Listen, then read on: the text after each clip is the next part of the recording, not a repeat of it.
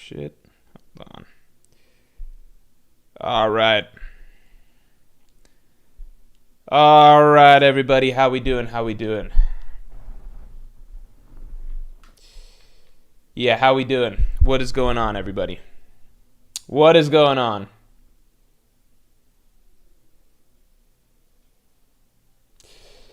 All right. All right, all right, all right, all right, all right, all right. We are smack dab in the middle of God Valley, so I worry that this might be slightly premature, but you know what?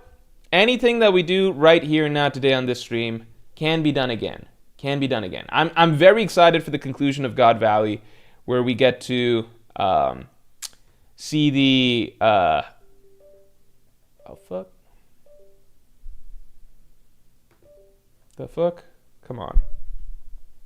Hold on. This is annoying. Yeah, I'm very excited for the conclusion of God Valley, where we get to do everything. We get to do the MVP, we get to give out awards, most impressive, best defense, sixth man of the year, all of that stuff. I'm very excited for that. I think that'll be a lot of fun. God Valley is actually the one that I'm looking forward to doing the most out of any of the, we do that at the end of every arc, but God Valley I'm especially looking forward to doing that for. So this is maybe slightly premature what we're doing right here. Maybe slightly premature. Sid P, thanks for the 5. Morge, I know you don't go on Discord anymore, but you still have a Patreon-only channel. Are you going to delete it?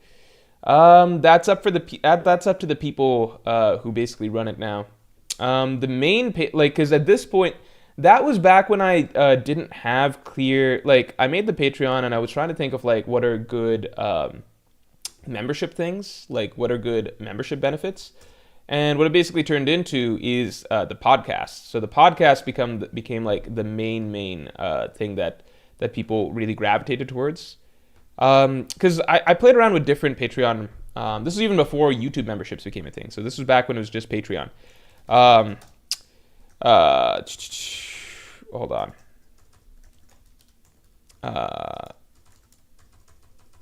Hold on. There we go. Yeah, so with Patreon, initially when I've just first made it, right, initially it was just to show support, and initially it was kind of people get to vote to decide what analysis video I would put out and things like that. But then I quickly realized that that wasn't a smart way to do things, and I also wanted the freedom to be able to choose which analysis videos I did. It was also when I did analysis videos a lot more frequently too. So then as time went on, it shifted. There was the Discord channel idea. There was, what if we did polls for like certain smaller things? Then the podcast became a thing. And then the podcast became really the main thing that people now come to. So the Yonko podcast obviously comes out every Tuesday. And then we have the Pirate King podcast, actually. Big one. Yeah. Pirate King podcast. Thank you for reminding me.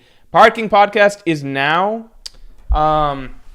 live for submissions. So if you're a Pirate King member, then make sure to get your Pirate King podcast submissions in right now. It is an hour and a half long podcast. Missing anyone before Sid? Oh, JWP! Holy shit! I'm sorry. I'll get to JWP in a second. I completely missed that. What the fuck? JWP, oh my god. Thank you so much, JWP. I didn't even realize. JWP gifted 20 people at the start of the stream memberships. I guess all 20 people that were waiting. So I guess thanks a lot, man. Thanks a lot. Everybody shout to the chat to JWP. If you just got a membership, then show your support for JWP. JWP is always coming through, gifting chat, a shit ton of memberships. Really, really appreciate it, man. And in general, I think that basically shows that if you are in stream waiting a little bit early, then you might get blessed with some gifted memberships. So thanks a lot, man. Really, really do appreciate that. Sid P, to continue, the podcast became the main. Oh, no.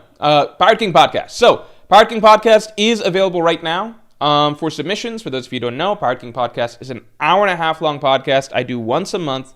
Fucking longest fuck podcast where I go through and answer every single Pirate King tier member's question that they have submitted for the month, and I answered in far greater detail than I can on stream, just due to time constraints that I normally have on stream. And the questions that you guys can ask can be about anything. Does not be just One Piece, other anime, manga, movies, TV, video games, life, NBA, real world stuff, personal stuff, all with some caveats, obviously. But yeah, like if you are interested in that, then definitely go consider trying out the Pirate King tier for this month. And if you are a Pirate King member, then definitely go get your submission in now. All right, continuing on. First, let's get the stream likes up to 50 real quick. Yeah, this is maybe we should wait a little bit for doing the stream, but we can reevaluate at the end of the arc. I think it's just fun. I think it's fun to kind of look at. I think a lot of characters' opinions kind of shifted a little bit back and forth over the course of this. I would confidently say that my opinion of every old legend shifted to some degree after this flashback, except for Whitebeard. I think Whitebeard has been a constant. Whitebeard, I don't think has changed. I think Whitebeard for me has remained. My opinion of him remains. I think Whitebeard's an excellently crafted character by Oda, and I really feel like my opinion of him has stayed the same through all the iterations I've seen of him. Fading Phase, thanks for the 2. God Valley really helped Dragon, Garp, and made Kaido fun. Yeah, I think that it wasn't, like, there's some characters that gained a lot from it, like Dragon, right? I think this is the first arc that made me, because I've gone out and, like, put out videos defending Garp and stuff in the past, right? And defending Dragon in the past. I have multiple videos playing defense for these characters. But I didn't actually like those characters that much prior to this Rocks flashback, genuinely. Like, I put out defense videos for these characters genuinely because I felt like people misconstrued that. Like, I used to get on Dragon's case because of the stupid fucking newspaper incident, and that I thought it was lame that he's always shown stressed and sweating and stuff like that. But I thought that it was really stupid when people got on his case about the Ginny thing. And it's like, I don't even like this character that much. I've been critical of this character in the past, but the Ginny thing is not a thing that makes sense for you to critique him about, right? Garp, similar. I never disliked Garp. I just never had strong feelings about Garp. Yeah, I thought he's a solid character. I thought he's a fun character. But I thought people went way too far with, like, trying to misconstrue his character when they're like, Garp is evil, Garp's a bootlicker. It's like, you have to be fucking reading the story blindfolded to think Garp is a bootlicker, or that that's what Garp is supposed to represent or anything like that. So those are characters that in the past I put out videos defending them, but that doesn't mean that I like them a lot. Like, I didn't dislike them. I liked both the characters, probably Garp more than Dragon, but they would never have cracked my top 10 favorites or, like, top 20 favorites probably even. Now they both definitely do. Now I like them a lot as characters. So I think that this has done a lot for both the Monkey D's. Let's get the stream likes up to 50 real quick. And Kaido. Yeah, Kaido's a great example. Kaido, Big Mom, I love them in this flashback. I would say, actually, legitimately right now, I think for me what sealed it was when Big Mom also came back for the Emu attack, even if she wasn't, like, coming in specifically to attack Emu or whatever, but she, like, the fact that Oda just threw her in the spread and everything, I would say at this moment in time, after having gone back to even, like, now that Oda's actually done some, like, groundwork for these characters, now going back to reread Big Mom's final moments, like, Big Mom's final moments where she's, like, saying, like, Roger, why'd you have to say that stuff? All these young rookies are now coming after us. We're the ones that have to suffer, but is the One Piece real? Like, were you telling the truth, Roger? Was I close? It's got such a different spin now that I know Kaido and Big Mom as they were, which is just normal fucking people, you know? They're presented to us as these, like, terrifying emperors or whatever, but, like, now we see them in their, like, younger days as just, like, normal fucking pirates. It's really cool. I would say at this moment in time, At this moment in time, right? If you ask me, like, do you want Kaido and Big Mom to come back? I'd be like, yes, bring them back for sure. I would love to have them back. I guess I would have already said that. I think it'd be cool depending on how Oda does it. But now I think no matter what, I would love to see them come back in the story. And now I think if you ask me, would you like it if just Big Mom came back? Like, even if Kaido doesn't come back? Which I used to say was terrible. Now I'd be like, yeah, bring her back. Bring her back. Because that crazy dementia-addled woman that we dealt with in Whole Cake Island, that's not the Big Mom I've grown to enjoy. You know? The question says, more just saying good things about Wano, I can't believe it. No, it's not good things about Wano. It's not good things about Wano. This does not change my opinion of Wano one iota. This doesn't affect Wano. It doesn't improve Wano. If anything, it's more like, goddamn, how are these characters so much more likable and interesting, like, post Wano than they were in the arcs that they initially, like, existed in? You know?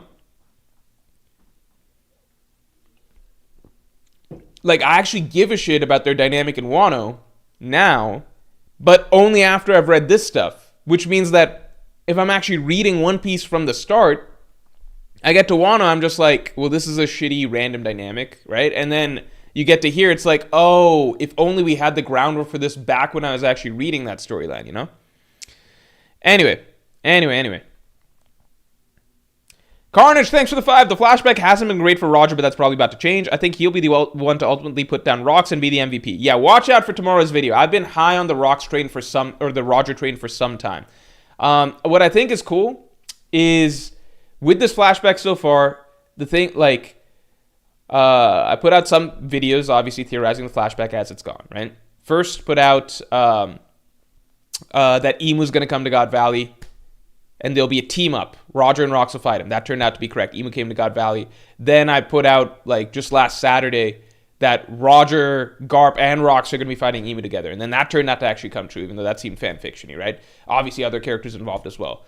So the constant thing that I've been predicting in all of these videos has been that I think ultimately Roger's going to be the MVP. I think Roger's hockey bloom is what we're leading up to, or a big hockey moment from him, okay? So I'm like, I've been riding this train, like, this battle actually so far has been going the direction that I thought so far. Except for at the beginning. The beginning prediction was like when we thought that Roger Pirates and Rocks Pirates are going to fight each other. Everybody kind of got that wrong. I obviously got that wrong. That was back when we were trying to line up matchups between the Rocks Pirates and the Roger Pirates, right? But then as it turned out, as the battle progressed, then we realized, okay, there's bigger fish to fry. Since then, all the predictions have actually been correct. So the finale that I've been believing it's going to lead up to has always been Roger's moment. I still think that's the case. I believe it now more than ever, and tomorrow's video will highlight a lot of reasons why that is. But we're just doing this video for this moment, covering this moment only, what we think the flashback has done for some of the characters. Yeah. Let's get the stream likes up to 50 real quick, because we're almost there. Nerve Aim V-Maker, good to see you. Thanks for the 10, man. I think Rocks will ask Whitebeard to protect his family. Ooh, that's a good question. That's a good point. Then Garling will resurrect and go after them. Yeah, I think Garling's not done yet. This will draw Whitebeard away from the fight and allow for it to be Garp and Roger versus Rocks. Oh my god. Nerve Aim V-Maker. That is a amazing prediction. Because I genuinely think that that's very, very likely. I think that makes a ton of sense. That sets it, because it plays into all of their characters and the things that we kind of know play out in their matchups, which is like Rocks would entrust that to Whitebeard. That makes sense. Rocks would entrust that with Whitebeard. Whitebeard would do it because Whitebeard values family and he wants to help his captain. Garling and Whitebeard is a long predicted matchup that would allow that to happen. And then it clears the field for Roger and Garp versus Rocks. So I think that's interesting. I wonder what happens with Kaido and Big Mom there. I still wonder about Kaido's line about how pirates will abandon you when they think you're going to lose. Keenan, what's up, man? Thanks for the 2. The switch up around Dragon during God Valley has been nasty, but I'm glad it's happening. Was fighting for my life defending Dragon during all the Ginny nonsense. Now I just need Mihawk stocks to rise. Mihawk stocks, I think, will... I think those are stocks Oda's saving. I think he's saving those stocks. It's interesting because, like, he's done a whole web where, like, it's like, the One Piece world is a huge world, but at the same time, it's also kind of a small world. Like, everybody knows each other. Everybody's a little bit connected. You know what I mean? Everybody at the top. The God Valley Rocks flashback. I wonder if we're going to call it the Rocks flashback or the God Valley flashback at this point. Probably the God Valley flashback. The whole thing. Because now it's clear it's about more than just Rocks. So, the God Valley flashback has shown just, like, how connected everything is. Like, all the Yonko, all Legends, etc. were essentially part of, like, pretty tight-knit group that all interacted with one another. And then you just see everything, right? You see, okay, so Whitebeard did take in Blackbeard later, but Blackbeard is Rox's kid, right? But also from the same island that Shanks is born on, Shanks and Shamrock, right? And then Dragon is, obviously we knew he's Garp's kid, but Dragon actually was there and saved Shanks as a baby and allowed Shanks to crawl into the chest that Roger then found. Like, everything's kind of connected, so I wouldn't be surprised if we get Buggy even soon. So Mihawk's interesting in that Mihawk is, like, probably the most important player in the world right now, besides Akainu, who has not yet been brought into the fold of having, like, connecting storylines to all of these other legend figures, which is okay. That's totally fine. It allows them to be their own thing. I don't need everything to be connected. I've often said before that I kind of don't like everything being connected, but it is cool seeing scenes like, you know, Baby Shanks and Shamrock on the same island as, like, 2-year-old, 1-year-old Teach or whatever. And then Dragon, as a rookie, having his first, like, rebellion experience, being saving Shanks. Like, I like all those things connecting, in a sense. Yeah. Anyway. But the switch up around Dragon, yeah, that's been huge. I think the moment we got that initial chapter of Rookie Dragon and, like, the existential crisis he went through, and then the following chapters where we're seeing, like, how he's willing to die to redeem himself doing this shit, that was just, like, damn, like, that just immediately solidified him as a goated One Piece character, because most One Piece characters just, to begin with, don't have extensive internal monologues of self-reflection like that. So right out off the bat, Oda's kind of stepping outside his usual writing wheelhouse with Dragon, which I really appreciate. It makes him unique as a character. NeoX7, thanks for the 5. I've accepted that you won't play MGS, so Metal Gear Solid. So can you at least watch the video called The Most Profound Moment in Gaming History about the end of MGS2?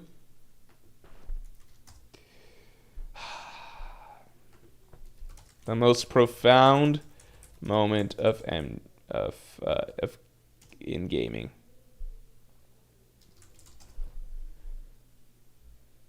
The most profound moment in gaming history by Max Durat. Okay, it's only 16 minutes. Yeah, I could watch that. I'm never gonna play this game, so I'm down.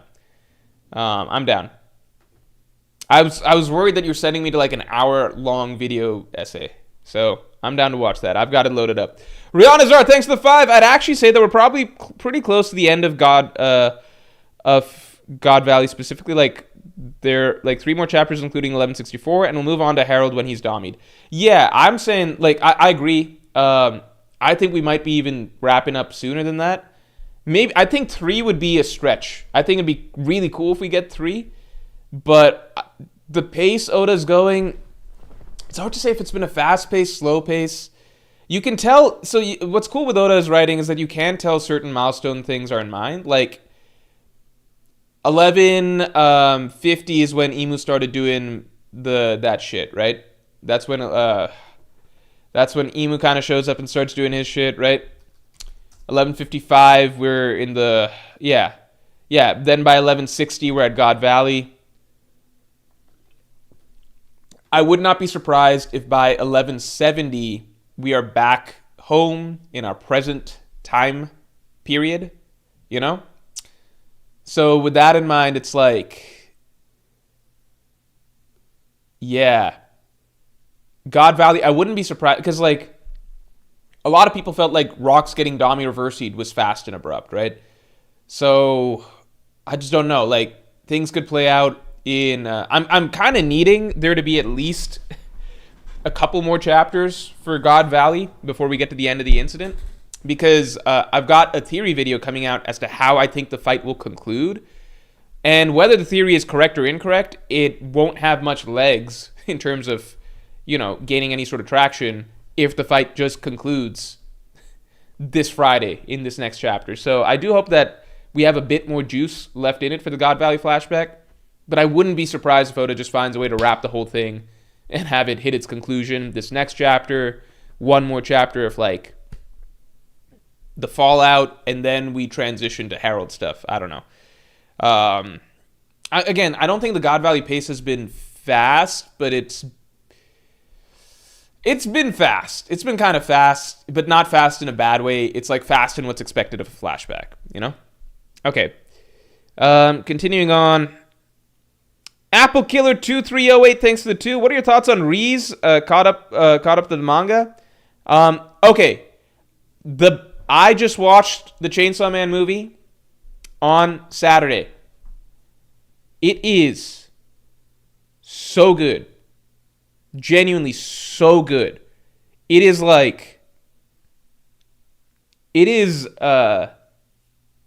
extremely artistically done. Like, you watch that, you immediately understand that it's not just like an action shonen movie, right? They go to great lengths to try and do like a sort of dreamlike, heavily atmospheric, very artistically directed film that also has fucking mind-blowing action, but mind-blowingly like beautiful and creative action sequences. It is so absurdly well done. It is, and the big thing is that you can see the sharp change between the direction style and animation style of season 1 to season 2. I've always said that season 1, while the effort is there. You get the effort, you get the vision, you get what they were going for. It just does not fit Chainsaw Man. It does not fit Chainsaw Man. It is the total opposite of what Chainsaw Man is actually meant to feel like in the manga.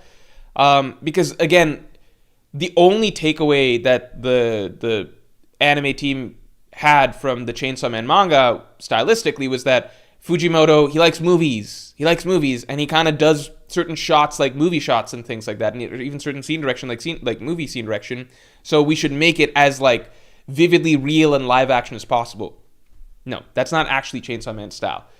It's true that Fujimoto takes a lot of inspiration from movies, right? And he adds in, he often constructs scenes almost as though they're movie shots playing one after another, but the actual style is very detached from reality. It's very surreal, dreamlike at points, and especially, it's not just about the paneling and the scene direction like that. You look at the imagery and art style that he uses, it's not meant to feel like very grounded and realistic. That actually is a total opposite of what Chainsaw Man's supposed to be. So while I liked Chainsaw Man Season 1, and I've grown to respect it more over time, and I think it's a great effort, and the vision is cool, the Reese movie actually feels like Chainsaw Man. Like, it actually feels that same sense of surrealism, that same dreamlike feel that you have reading the manga. It captures it so well, and it extends to everything, not just like the imagery, the scene direction, the atmosphere, but even the humor. The humor plays out so much better in this. It is better. The Reese movie is better than the Chainsaw Man manga arc of this same arc. Like, I consider this to be an adaptation that elevates it, which I would never have said about Season 1. I felt like Season 1 was trying to get at what Chainsaw Man is supposed to be, but kind of missing it.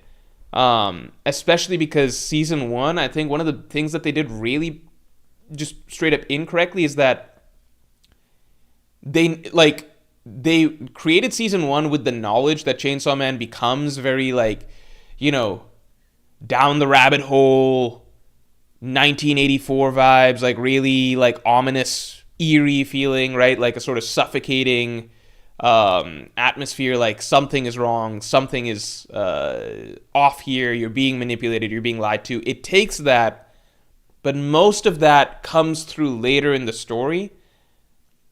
Like Season 1 of Chainsaw Man, the section of the manga that covers, it's more like typical shonen setup, just with a slightly different, like a little bit of a off-kilter vibe to it. And like some hints that there's something a little bit deeper, but the idea is that it's supposed to like draw you in with a sense of, lure you in with a false sense of like normalcy before it starts to really go off the deep end. But Season 1 of Chainsaw Man just had this idea that like Chainsaw Man's supposed to feel really ominous and eerie and like foreboding and everything like that, right? And it forced it into season 1 of Chainsaw Man when it really doesn't, it hasn't earned that stuff yet because it's not trying to be that. So what I really liked about the Reese movie is that the parts of the movie that are supposed to be lulling you into a false sense of security do that fine. Like, there is still like a sense that something's a little bit off, something's a little bit mysterious, but you want to be naturally drawn in. You want that to be slowly pushed to the back of your mind. It does that beautifully. It's just yeah, I know. It's Rize, not Reese, but I get the movie pronounced it incorrectly frequently. So in the movie they say Rize pretty often, right? But I've often felt that these pronunciations just don't make sense when you sound them out. So like, I do think it's Reese. So I'm gonna stick to that because I've always said that. But yeah, Chainsaw Man movie is amazing. Like, seriously, you don't have to be a Chainsaw Man fan to watch it. What's cool about it is you can go watch it if you're not a Chainsaw Man fan, and you'll still find it's a really cool movie. Like, I liked the Demon Slayer movie. I liked Infinity Castle, but Infinity Castle felt like, I would say that this movie tops it for me in, if you want a more feel-good movie, Infinity Castle is that, right? But if you want a movie that's, how do I say this? It feels more like a structure, like a full narrative arc. That's the Reese movie. The problem I had with Infinity Castle was like, it's not telling a full story, so it's kind of jumping between different scenes, and the pacing can feel a little bit off, and it's like it feels like more of a collection of different fights happening and then different flashbacks and stuff like that that's compiled into a movie. It doesn't follow a traditional sort of like movie flow. You feel like you've reached the end of a little episode or mini batch of like chapters pretty often. But the animation for the Demon Slayer movie is obviously amazing, right? I would say that the Chainsaw Man movie is better to me in both the actual narrative storytelling arc that it tells, because it feels like a very complete story, like in terms of character focus, build up, setup, climax, falling action, yada yada. It feels like a very complete movie in that sense.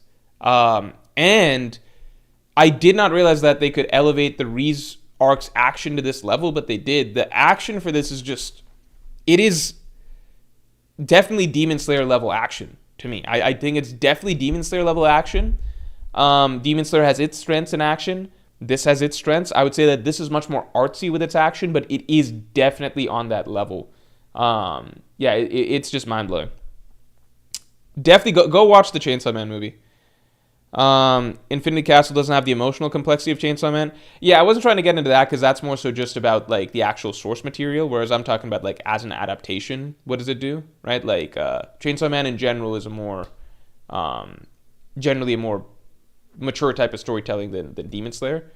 That's a little bit more, like I think its storytelling really takes off after this arc, but the Reese arc definitely was really good. I'm talking more so about as adaptations, right? So the strengths of the Demon Slayer movie as an adaptation, like how well did they adapt the arc?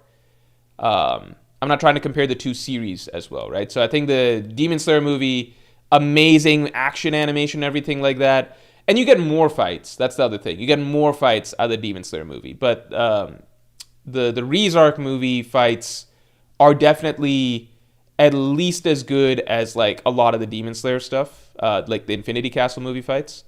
And I would say I might even prefer the Chainsaw Man action sequences just because they got really, really, really creative and outside the box. If I were to say like the Demon Slayer, if I were to say the Infinity Castle action was like the peak of what you can get from like UFO tables, and I'm trying to say it correctly now, but I can't. I don't know. I don't want to compare apples and oranges, actually. Like, Demon Slayer's action was obviously really, really good, too. I think I just like the flow of the fights. The flow of the fights of the Chainsaw Man movie were a lot better. It just, once it hit its stride, it was really good. Demon Slayer was like great action sequence, broken up with some other stuff, then great action. It didn't really hit its stride. But then that could also play into narrative arc stuff. But yeah, just as an adaptation, it adapted the story much better in terms of its pacing, how it laid out the whole arc and everything like that. I think it elevated it so much with the imagery, artistry, everything that it did, atmosphere, yada yada. And then the action is just so much better than I expected for this movie. So much better.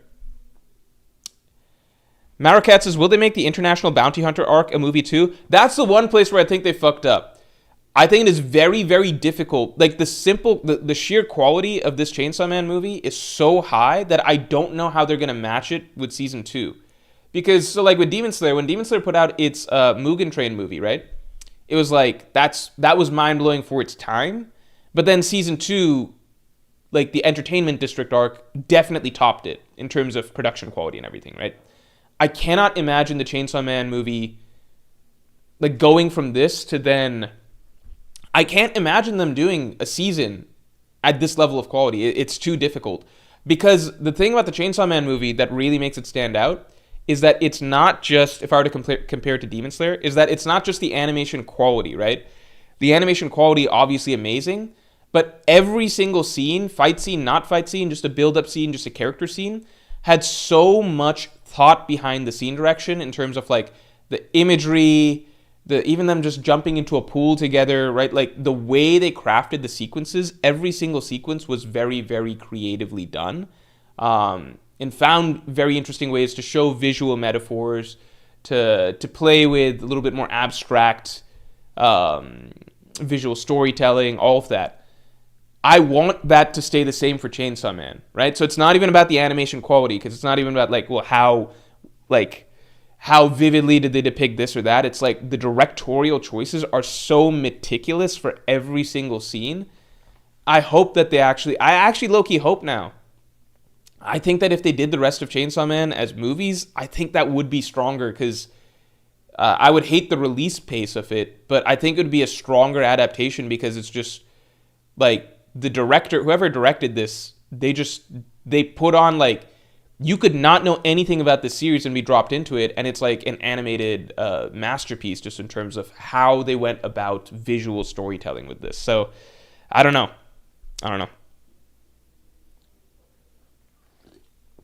Watch that shit. Watch Chainsaw Man. Even if you don't see Chainsaw Man, watch it. I think it's a great introduction to you in the series. Okay, continuing on. Sorry for the long tangent, but, it's just, I love that movie. Let's get the Streamlights up to 100 real quick.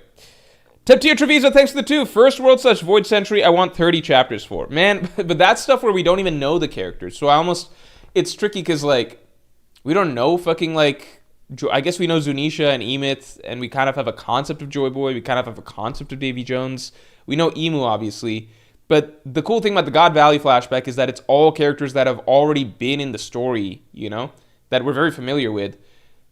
The only characters that are really new, the only character that we're following here that's really new to us, it's like Rox and Harold. Everybody else are characters, like everybody across the board, it's characters that are in the story, right? Like Whitebeard, Garp, Kaido, Big Mom. Like, we had extensive arcs focusing on all of these characters. Like, these are characters that have been mainstays. Rayleigh, Shaki, like Gaban, even fucking Gloriosa. Like, these are mainstay characters. We're just seeing younger versions of them.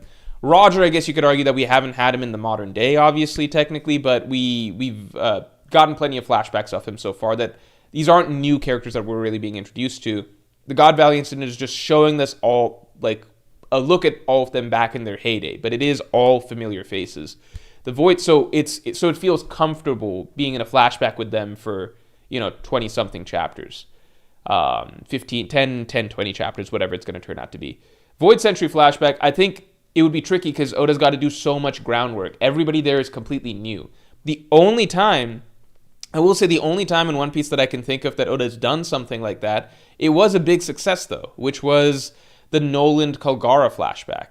He did do that for that, and that was very successful. So, that's one of his best flashbacks in the story. So I'm not saying he can't do it. I'm just saying that there's a big difference between, like, 5-6 chapters of Noland Kalgara versus, like, 30 chapters of characters that are, like, brand new to us. It's like telling a whole new story, from scratch. Ajay, thanks for the 2. Emu using Devil Fruit. Why can't Rox use Law Strat versus Doc Q? Emu using... it's probably just because the Devil Fruit is a lot stronger. I imagine that. Zolden, thanks for the 10. I think my super got missed last week. Oh, shit, I'm so sorry, man. Let me catch this. I think my super got missed last week. It was that I thought it was exciting. I'm sorry about that, man. I'm really sorry. The PC just restarted. I was trying to catch everybody. I know I'm going out of order, but I want to catch Zoldan's right away. So everybody else, I'll get you in a second. Ajay, hold on. Let me answer the rest of Ajay. Yeah, I think it's just the devil fruit that Emu's using might be a lot stronger. So it also maybe it depends a little bit on the power of the wielder themselves. Because this was an interesting thing, right? So remember when Law cut Virgo? So Law cut Virgo, despite Doflamingo kind of implying that Law's abilities, his room abilities would be ineffective on Virgo due to Virgo's haki, right? But Law still cut through Virgo's haki, right? So Law was still able to use the Ope Ope no Mi's abilities on Virgo. I think the implication was that was because Law's own haki was really strong as well. So it was just like, you know, maybe if Law had tried to use that on Virgo when Law was like a kid, it wouldn't have worked. But now that Law is proficient in haki as well, and so it's a stronger attack that he can now do, now Virgo can't just block it because he has haki. So Oda should give us a bit more explanation, but I feel like it's some level of combination of like the strength of your devil fruit plus your haki together. That's what needs to be fought against when you're fighting against these abilities, but I might be wrong. Zoldan, let me get you. I'm sorry I missed you last week, man. I thought it was exciting we saw Divine Departure before Roger's Haki Bloom because it could mean we will see more than Haki coding if he blooms. Hey, we don't want to get into all that shit here because that'll start a whole swordsmanship debate that we don't want to get into. I definitely think Divine Departure is a swordsmanship move with no ifs, ands, or buts, okay? But I agree that if Oda wants to go down some route where he has Roger do something different than a sword slash, then it's cool to see that we already saw Divine Departure. We already saw what was Roger's usual move, right? So now if there's something bigger in store for Roger, it can differentiate itself from that. It makes sense that we see, like, my understanding is kind of like, I never thought that Divine Departure would be one of Roger's strongest moves because the way it's been portrayed in this, how to explain? It seems like it's Roger's standard move, right? His standard go-to move, because the way it's been portrayed in the story, like, first Roger used it, he busted it out against Odin. And Odin's not like Odin's strong, obviously, but Odin wasn't even at his prime at that point. And Roger was just like, it was basically the equivalent of like hazing a rookie, you know? Again, Odin wasn't a rookie. He was still strong. He was still strong at that point, but it's more like, it's like Roger flexing. He's not using his strongest move ever. It's not like, like, it would be like if Luffy ran into, you know, I don't know. It'd be like Luffy using Bajrangan on Lucci or something like that. I'm not saying Odin is Lucci level. I'm just saying like proportionally Roger to Odin. I don't want to get people too mad with power scaling. My point is that I don't think Roger used his most powerful move in existence on Odin, right? And similarly, you can kind of see that because Shanks used Divine Departure as his first named move also, but it was just to take out Kid. So it's kind of like, I doubt Shanks used the strongest move he could possibly use just to defeat Kid, right? So my sense has kind of been that Divine Departure, from what we've seen so far, is basically like a solid standard move that, like it was Roger's maybe signature move or something, but not his strongest move. Kind of like Thunder Bagua is Kaido's standard move, but it's definitely not his strongest move, you know?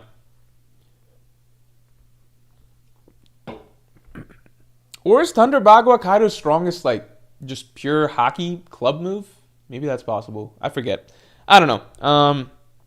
But you guys get what I'm saying, right? I think there's more that Roger can do than Divine Departure. I think the fact that we haven't seen it yet, it has me excited that we might see a Haki Bloom from Roger by the end of all this. All right, continuing on.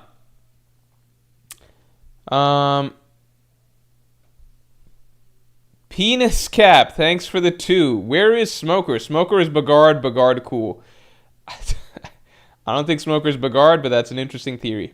Is Bagard cool? I think the more and more chapters that Bagard shows up and doesn't do anything, the less and less cool he becomes. Starbright, thanks for the 5. MHAS8 has genuinely been the best My Hero Academia Season 8 has generally been the best season of anime in a while. It's a shame you didn't hop on back in the day. Also wish the fan base didn't ruin its reputation. Okay, so funny you say that. I just started watching season. I had not this Sunday. I was just. I'm in a spot where like I want to watch a new anime, but it feels like such a burden to get into a whole new anime. Does that make sense? That probably doesn't make any sense to you guys. Anyway, I've been hearing good things about My Hero. Okay, I've been hearing good things about My Hero. I think I've been in a run of like rewatching lots of old stuff. Lord of Mysteries was the only new thing that I really tried, and I loved that. So I've been in a run of rewatching a lot of stuff. Because I'm just like, do I want to get into a whole new anime right now? I don't know. It feels comfortable to just like zone out, rewatch something you've seen.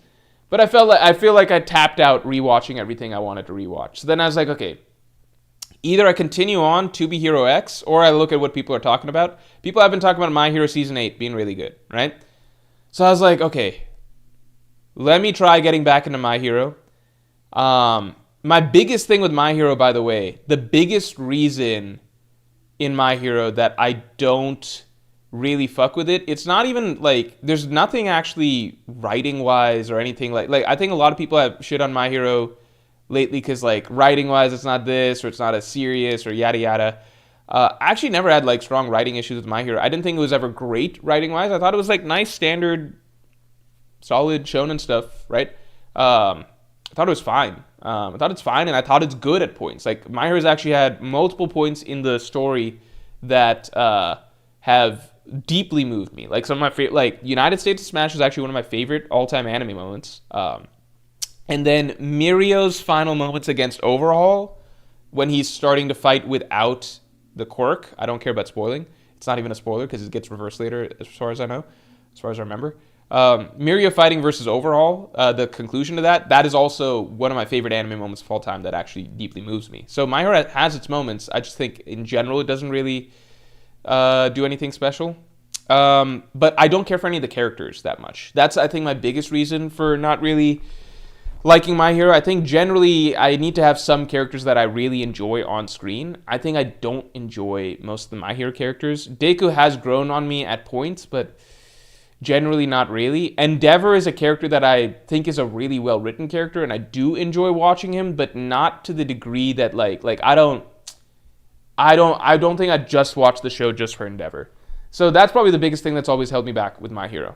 It's just there's no singular characters that I really love and want to keep revisiting. Now, that being said, all of that is to say, I was bored enough this last Sunday to feel like, let me give My Hero Season 8 a try. I opened it up, and I immediately didn't know what the fuck is going on, because it's like a big war that's apparently taking place now. So I took a deep breath, and I was just like, okay, I was gonna just try to hop into this season blind to watch it, because I didn't want to watch like a whole bunch of setup to understand. I was like, let me just get into it. Let me get into the action. Let me get into the flow. Because I've done that with My Hero many times before. Again, I think I told you guys, I mostly just watch My Hero. In the past, I've mostly just watched My Hero when I've hung out with my friend from back home. And he's like, oh, you got to watch the new My Hero thing. So then he'll just load up the action segment of My Hero arc. So I in general, I've watched My Hero in patches, where I just watched the action arcs, basically. That wasn't the case for the early arcs. For the early arcs, I watched everything. Anyway, I was going to just skip and hop right into Season 8, but it seemed like what's coming or what we're in is, like, epic enough that maybe it would be good if I, like, got the backstory and context. So I started watching My Hero Season 7. I started watching Season 7... and it opens with this battle between Stars and Stripes and Shigaraki. And I thought the battle was cool, but then the direction that it went was ass. And I thought it was all just really pointless. And I don't even know what the fuck the point was. And I'm just like, am I going to slog through Season 7 to get to Season 8? I don't know. Is Season 7 good? I don't know.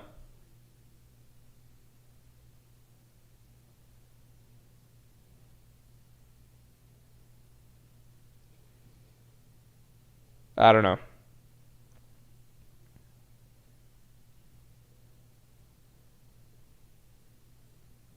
What are people? Oh, people are shitting on Endeavor. Chino Alabachi said, "I don't like Endeavor. His redemption felt like it needed more plotting." I don't know. I've liked the stuff that I've seen of him later. It might be arguable that like the stuff that he did, the way he was portrayed early on, like season 1 or 2, is just so bad that like they kind of skipped, like they kind of like shoved it under the rug rather than really whatever. But the thing is, I have read and watched My Hero over such a long period of time. Like I was a reader of My Hero before I watched it. I think I was caught up on the manga before the anime came out even.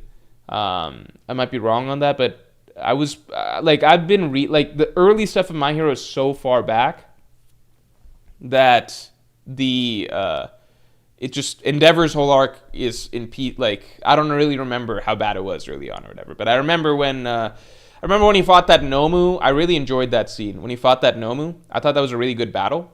That was a battle that moved me. That I think there's 3 moments in My Hero that have really like emotionally moved me. United States of Smash, again, one of my all-time favorite anime moments. Mirio versus Overhaul, for real. Like I actually really, really liked when he's fighting without the quirk. I thought that's cool. And I liked Endeavor versus that Nomu. I thought that's a good scene as well. So, yeah, I just don't know. Do I need to get through season 7 or should I just skip to the war to season 8?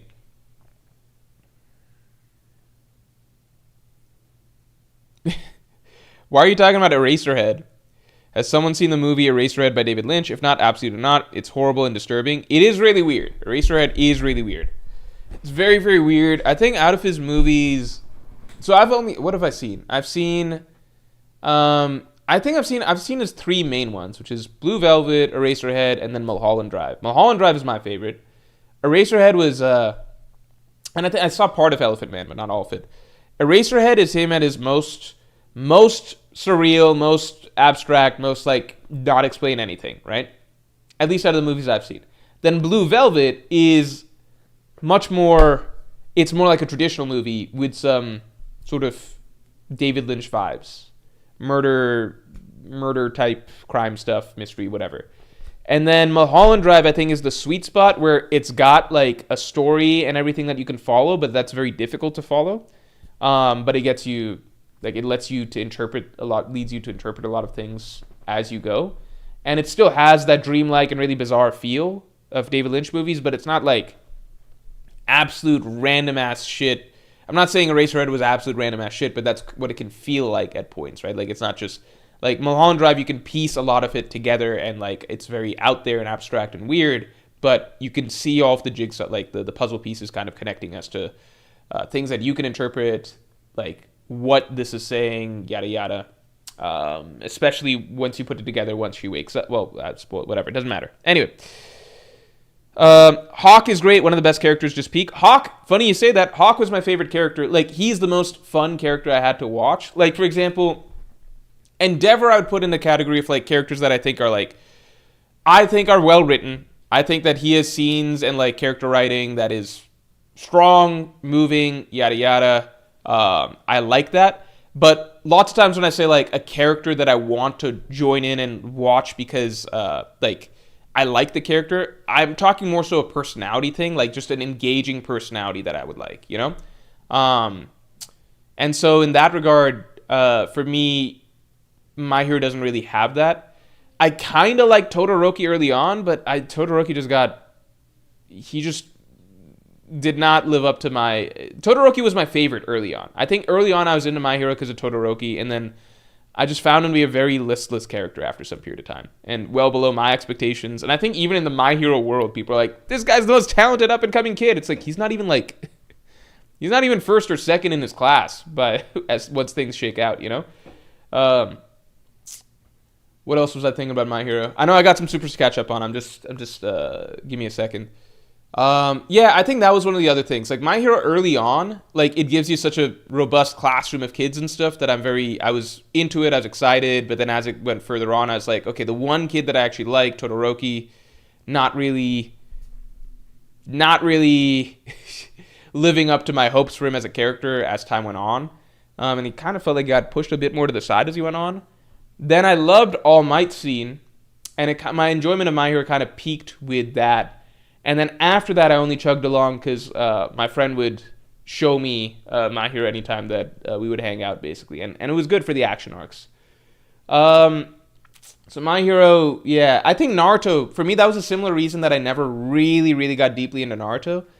I think Naruto, the character himself, I liked him better in part 1. I don't think I ever loved Naruto himself that much. I did really enjoy rooting for him in part 1, but then not to the degree that I wanted to keep going into part 2 that much. Bleach I loved for a long time, because for a long time, Ichigo, when I was young, when I say a long time, for probably like a solid 2 years, Ichigo might have been my favorite anime main character over Luffy. I didn't watch or read much anime or manga at that point in time, but Ichigo for me was like the coolest anime character. I just got tired of his bum ass after a while. Like, I just got tired of Ichigo's. It's just on loop. His shit. It's on loop. I just got tired of him. Like, just the loop of him saying some cool shit. He gets his ass beat. He gets humiliated for a while. Kubo likes putting Ichigo through humiliation rituals a lot, which can be good for the character if it leads to payoffs later. But sometimes Ichigo, to get his ass beat, train a bunch by teachers who are usually mean to him and make fun of him a lot, come back with new power-ups, and then let's like get his ass beat again. And I'm like, why am I watching this happen over and over again? And then finally it came down to Ichigo versus Aizen. And the problem is that Ichigo just talks so much shit, but like, he talks so much shit, and sometimes he'll come in acting like the coolest guy ever, but then it's like a 50-50 toss-up as to whether or not this was just some weird setup for him to get humiliated again. Like, I don't think I've ever seen an author who likes to who is so uncertain whether or not he wants to make his main character seem really cool or set him up to almost seem really cool, but then go through like an absolutely absurd humiliation ritual for like the 15th time. It's just weird. I'm just like, I wish Ichigo would just stop talking shit so much, or I wish that when he trained that it would actually like carry meaning sometimes. And then finally came down to Ichigo versus Aizen, which for me was a disappointing final fight. It wasn't bad, it's still memorable, but I found it disappointing. I don't know. The MC that got turned into a carpet. That's the thing, which is just like, it's okay. Like, if you want to humble your protagonist, that's really good. That can make for really good moments. Like, look at Luffy and Marineford. But with Ichigo, it's just like, I don't know what vibe Kubo wants to give off with Ichigo sometimes, because it's like for me, my favorite was Ichigo showing up at Soul Society to save Rukia. That is actually, for me, peak, like, people use this phrase a lot, but for me, that is the peak essence of shonen writing. Like, if I were to think of like, what are a couple scenes that exemplify like certain feelings that shonen writing should just capture? It's like Strauch lined up in Enies lobby, declaring war on the world, Robin saying, I want to, like, that whole scene. Like, that scene. The Straw Hats at Enies lobby with the flag. Like, that's perfect, right? Shonen feelings, right?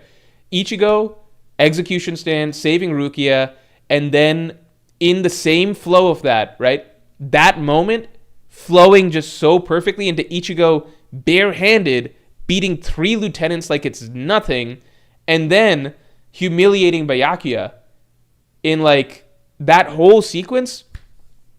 Maybe like my favorite like singular shonen character like back-to-back sequence of events ever. Like, that's just peak, like it just feels so fucking good to see that whole thing after all the buildup of everything in the Soul Society arc, right? So good. He's never treated Ichigo like that ever again. It's like he got it right perfect that one time, and then every other time he'll set Ichigo up to kind of seem like he's going to have some moments or some flow of events like that, but then like it's just something goes wrong, or it doesn't go that way, or Ichigo loses, and it's just weird. Like, even just he did all this fucking training in the Royal Palace, comes down, doesn't beat the Bambis. It's like made clear he can beat the Bambis, but then he doesn't. So it's like, okay, well, you know what? They're just beneath him. There's no need to actually show the whole fight, even though it should take him like 5 seconds to beat them, right? So he doesn't win. It's a draw or like inconclusive, right? He just lets him go. And then proceeds to go upstairs and lose twice in a row. He loses to Yuhabak. And then we get an anime exclusive fight where he loses to Ishida right after that. And it's like, okay, Ishida, he could probably have won if he was trying all out or whatever, but it's just weird. It's like, okay, all that training, he comes down acting so cool. Like, it's just the most bizarre thing. He comes down acting so cool. The entire flow of events is like everyone in Soul Society is looking up, like the Messiah has arrived. All the cool points are gravitating towards Ichigo right now. It's like, what's Ichigo gonna do? What's he gonna do? It's like, okay, he fights some like lower level Stern Ritters for a bit, but doesn't really take him out or anything. Then he goes up to try and fight the big bosses, but he fails multiple times. Then he's brought back down to Earth, and then he goes back up again to fight them again. He gets turned into a carpet by the first character that he runs into. He's going to get past him and lose to Yuhabak again. It's just like, what was the fucking point of me watching all that? Like, why am I... what? And I get it. Like, people have said that, well, Thousand Year Blood War, it's supposed to be about struggle, right? It's supposed to be about struggle, so it's supposed to give a feeling that, like, you know, it's just constantly fighting uphill, right?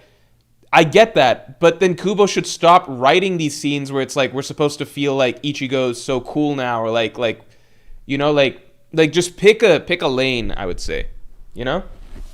Pick a lane. Are we supposed to feel excited that Ichigo's about to do something, or like why make the reader feel excited or the viewer feel excited about these things if like it's set up to not actually have anything come into play? Like with Luffy and Impel Down and Luffy and Marineford and stuff, like you clearly understand that Luffy's supposed to feel like out of his depth with all of these situations, but it's like, man, I wonder if he can find a way, right?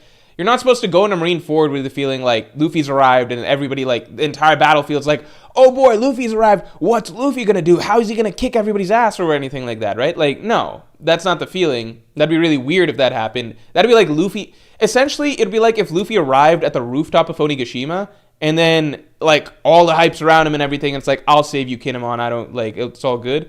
And then Luffy immediately gets kicked off the roof. And then that happens, like, at every single, like, Luffy arrived, like, Luffy bursts into Arlong Park, ready to, like, who hurt Nami? I'm gonna kick your ass. And then Luffy immediately loses.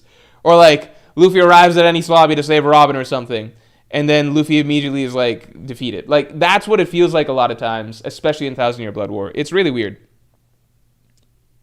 Like, if you want to give your main character a sense of defeat, it's just weird to hype them up very often as though they're gonna save everything, but then it's just like why? What are you trying to do? Anyway, let me catch up on the supers. Hold on, I got pretty off.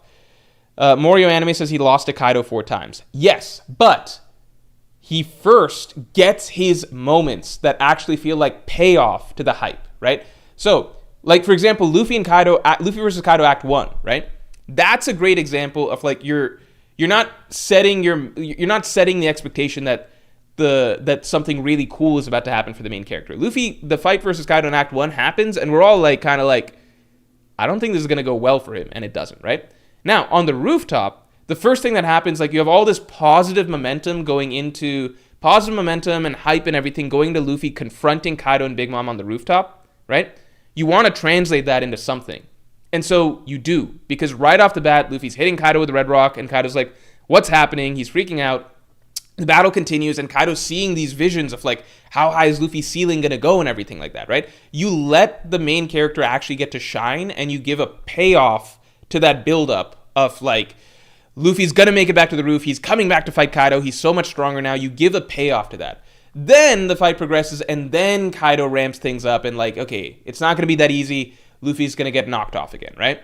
That's kind of like the flow, right?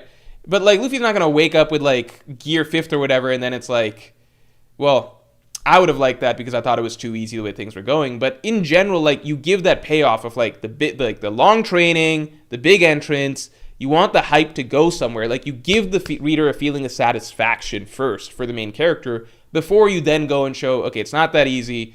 The villain's going to humble them, whatever, right? That's fine. With Bleach, it's just like, it doesn't make any fucking sense. Like, Ichigo arrives after all this Royal Guard training, ready to fight the Bambis. Like, the Bambis of all characters. It's like, okay, well, you should do them like nothing. The Royal Guard training does very little against the fucking... Like, He doesn't lose to them, but it's like, well, why is it even a fight? Okay, that was weird. We keep rolling, right? Okay, you fight Yuhabak, lose in like 2 minutes. Okay, and then for good measure, you struggle against Ishida also. And then that's it. And then your next fights are like you getting turned into a carpet, you losing to Yuhabak again. It's weird. There's not a singular moment where it's like, that felt really satisfying after seeing all the training that Ichigo did with the Royal Guards. There's not a single moment like that. Like, you look, compared to Soul Society arc, it's like Ichigo does all this training for his Bankai, right? He does all that training.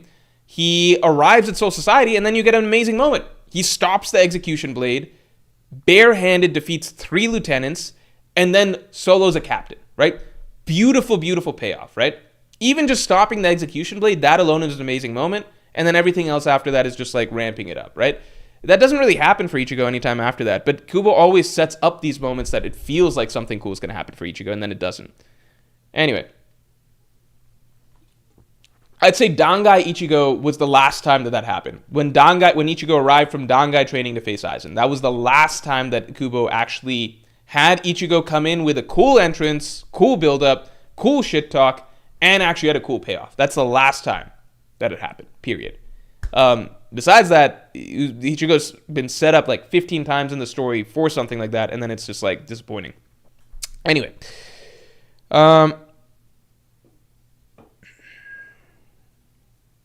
Continuing on.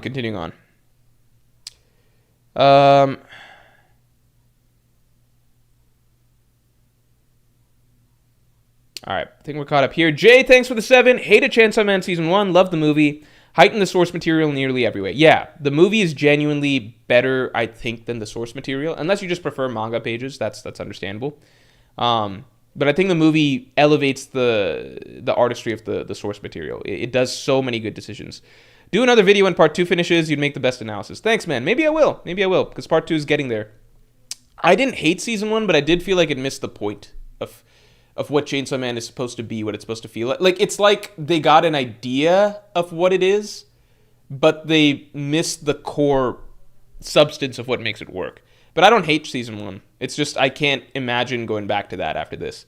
Retro Records, thanks for being a Yonko tier member for 37 months. Hey, Morge, does this flashback fix Kaido at least somewhat for you? It's made me look back at Wano with the different perspective of how he got so jaded. So the simple way I'd put it is just like, it can improve the character. Like, Arlong, I think, is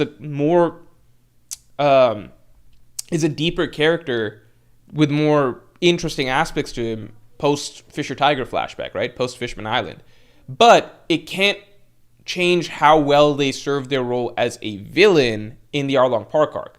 Because in the Arlong Park arc, you only have that arc to work with, right? So, like, just because Arlong, I learn more stuff about him later on down the line, that doesn't suddenly make him a better villain in Arlong Park, right? Like, it's kind of like if I'm reading Orange Town, just because, like, we like Buggy so much as a character now, when I'm reading Orange Town, I'm still just like, okay, Buggy feels like kind of a generic villain of the week, right? My feelings about the character right there are the same because we haven't gotten any of the cool, funny stuff for Buggy, all the crazy storytelling for Buggy that we get later on. You see what I'm saying? But the character, I'm liking Kaido as a character definitely a lot better from this flashback so far. Let's get the stream likes up to 100 real quick because we're almost there. Rihanna Zora, thanks for the 5. At this point, even if Imu had something crazy like the human sea god Zoan fruit, it would be so boring to me with everything he does, to be honest. I want more. So, I think that Imu's abilities are... I talk about it in great detail as to what Imu's abilities are in the podcast that I just recorded before the stream. So, it's the podcast that'll go out with tomorrow's video.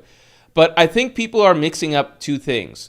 One is the immortality surgery that he is basically confirmed to us to have gotten. Like, Oda spells it out in multiple ways in the story. Like, literally Doflamingo and then the Revolutionaries, like, two times Oda's basically had characters pretty much spell out for us that Imu got the immortality surgery, okay? So I think people are mixing up, like, some of the brokenness of his abilities between the immortality stuff versus what Imu's own devil-type abilities are, right? So I think there's a mix in terms of what Imu's own fruit is, and that's a lot of the Dami Reversi stuff and things like that. the abyss, etc. And then the can't be damaged, right? The can't be damaged, the regeneration, never dies, yada yada. Those are two separate things. They just blend together really, really well to create like a villain that seems unbeatable.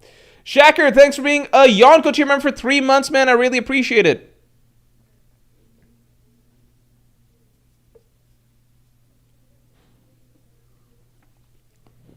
All right. Let me pull this shit up now. It's time.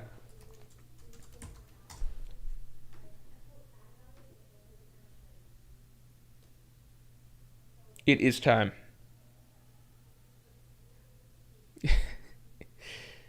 Yeah, let's get the stream likes up to 100 real quick because we're almost there. We'll start the whole process once we're at 100. What were we doing? What were we doing? Okay. Okay.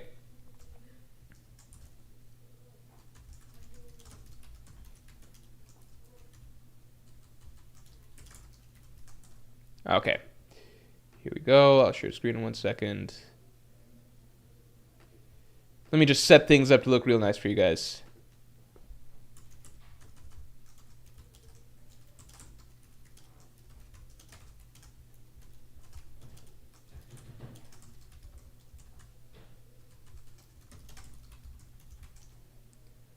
All right.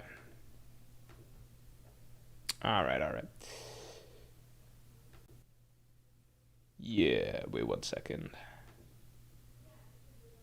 All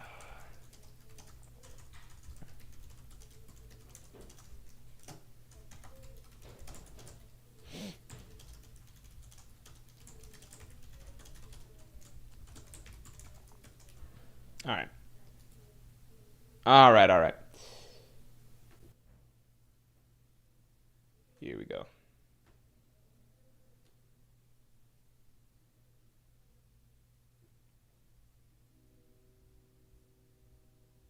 Actually, hold on.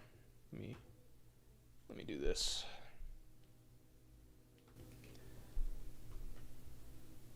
Yeah, I think I'll put chat over here. Okay.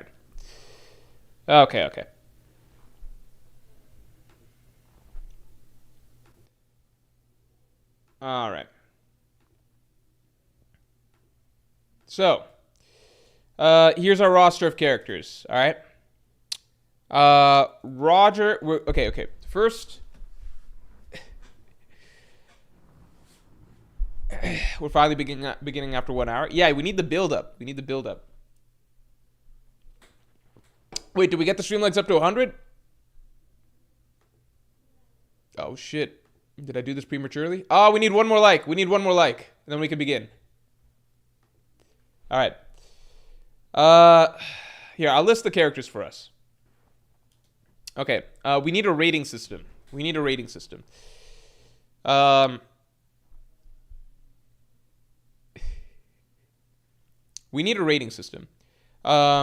Okay, so, well, first the rules.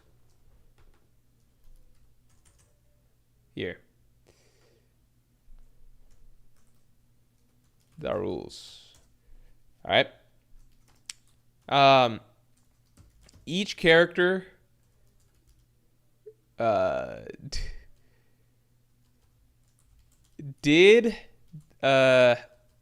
each character is rated by whether God Valley improves. Should it be perception, or should it be like, do we think it genuinely made them a better character? Yeah, improves their likability as a character.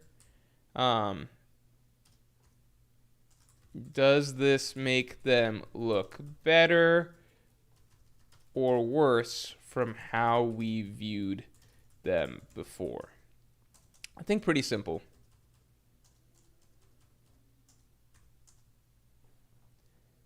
All right, pretty simple. Okay. So, starting with the list. We've got Roger. Should we do reputation? Improve their agenda? Okay. Improves their likability. Okay, fine. Let's do agenda. But whether God Valley improves their helped or hurt their perception among the fandom. To some degree, this is not about strength, but overall character, and maybe a little bit about strength. Does this help or hurt the overall agenda for the character? Yeah, let's do that. Okay. We could start with the I think it has to be characters that we knew already. So Rox doesn't count because we didn't know him already, you know?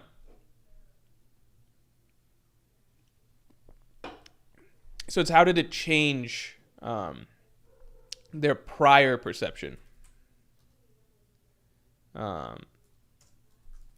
This is for characters we already have been seeing in story.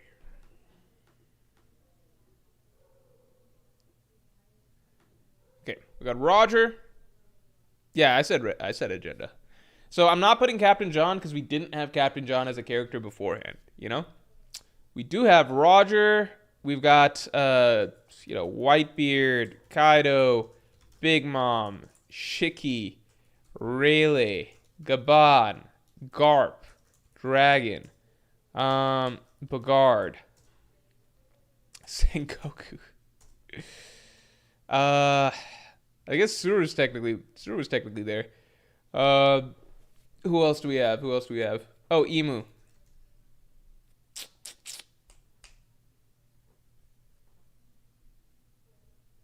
Yeah.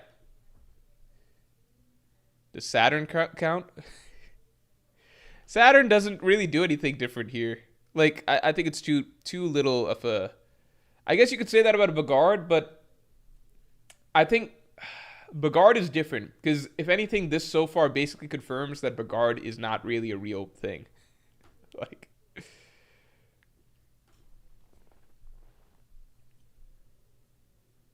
Garling. Yeah, you're right. Garling, Sommers.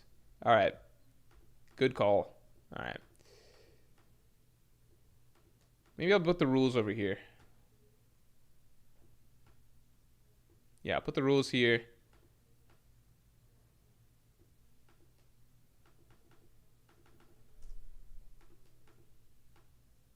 There we go. Who else we have? Harold. Harold. Oh, Blackbeard. Harold we didn't know. Sorry. Harold we didn't know before this. I guess technically we saw him talk in one flashback. I guess Shamrock.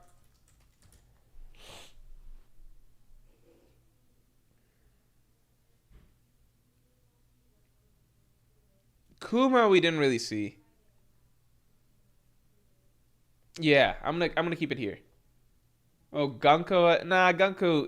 If it's too little, then I don't think it counts. Bagard is the only exception because.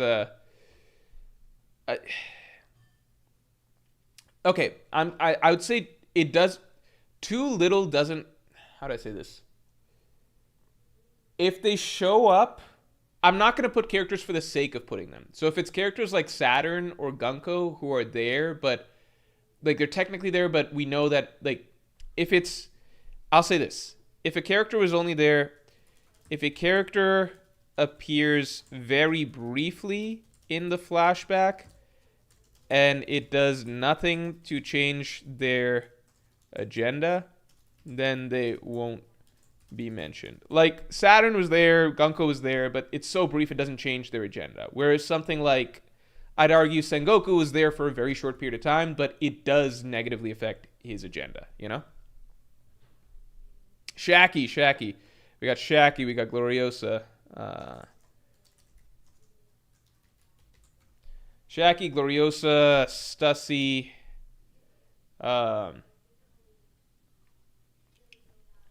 Bakin. It's not. It's Bakin. It's not Stussy.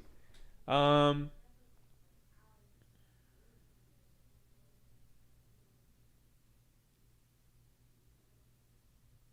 Shanks. Does it really change Shanks' anything? I guess you can put in Shanks.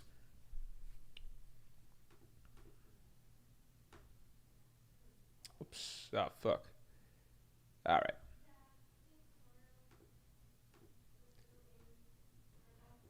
All right. Yeah, Bakin. No, I don't think this changes anything for Gunko. Like, it doesn't notably change anyone's opinion of the character, I don't think. Or how the character is talked about. I mean, the only thing it confirms is that Emu can't just possess her, but I don't think it does anything. Chopper Gaban. I think I got Gaban in there. Okay. We're going to rate each one based off if it does, how do we do this?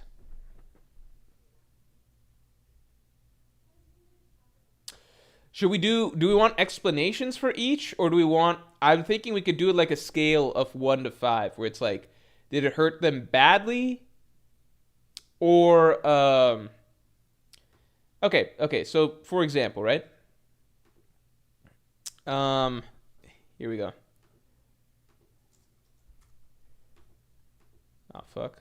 Hello?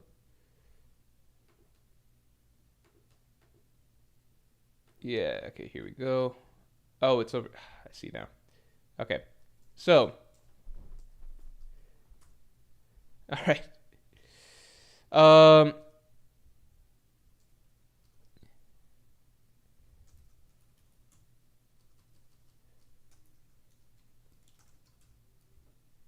Hurt badly.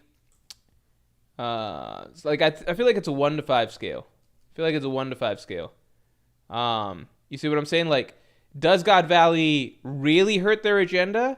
Hurt it a little bit, kept it about the same, helped it a little bit, or helped it a lot? I kind of want to do it like that. 3 scales: agenda, power, character development. I kind of want to wrap it all together. Because, like, a character generally just gets clowned if, one thing I've noticed, I think that most of this hasn't really hurt people's. I feel like God Valley so far has generally not hurt characters' agendas in terms of strength, because every single character, there's the flexibility where, like, every single character, depending on how readers want to spin it, you can claim that they're just not at their prime. Like, I mean, and claim is a unfair way to spin it, because, like, it's true, some characters are, you know, like a lot of these characters, it's like, are they at their prime or they're not at their prime? Like, how far are they? Like Kaido, obviously no one's judging him, right?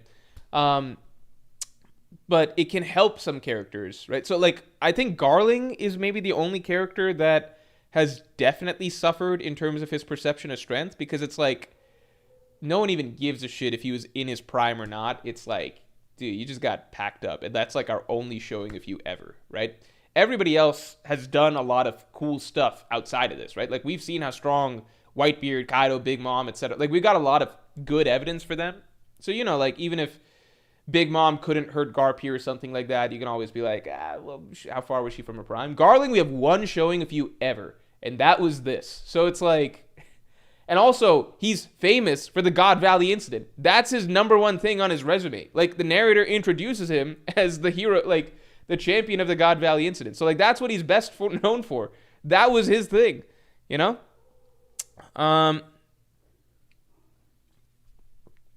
Henchme976, thanks for the 2. This flashback made me hate Shaki. She goes down. Whoa, made you hate Shaki? I feel like it's helped people's, I think it's helped Shaki's stocks.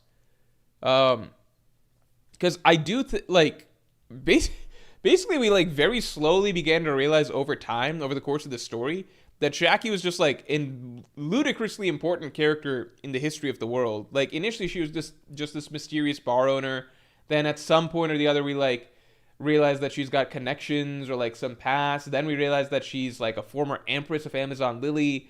And then we get to, like, the God Valley flashback, and it's like, not only was she the former empress of Amazon Lily,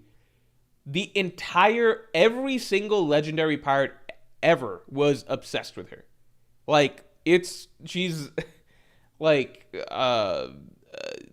an empress, like an Amazon Lily Empress on like a level never before seen before. And that like all the great characters in the world were obsessed with her.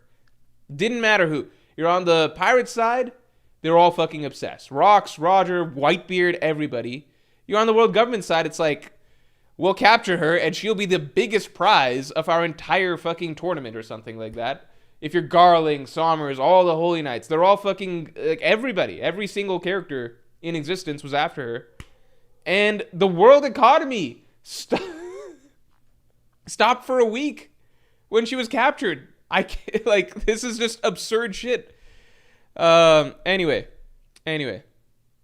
This flashback makes the characters feel more alive. Yeah, I think just seeing them as their, like, normal selves, I think does a lot for them. Before they all went off the deep end, in a way. All right. Okay. We'll write the scale over here. No, you know what? The scale will be like this. Okay, I think I like this scale. -2. Here. Oh, shit. I'm going to have to do this like this. Fuck. Yeah, this is an ugly way to do it. I guess I could try doing it like this. -2. -1. 0. +1. +2. Okay? So explanation is basically -2 equals hurt their rep bad. -1 equals slight ding, but overall, but nothing crazy. 0 equals net neutral, good and the bad. Doesn't really change overall opinions. +1, slight bump in how people view the character. +2 equals dramatic increase in positive perception. All right, I think I like the scale.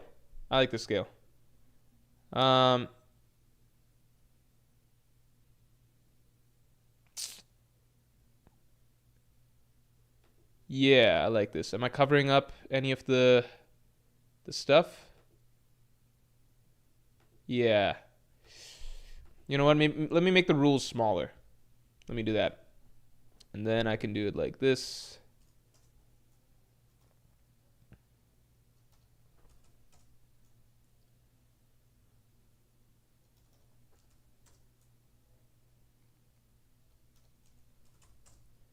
Okay. Am I still covering up?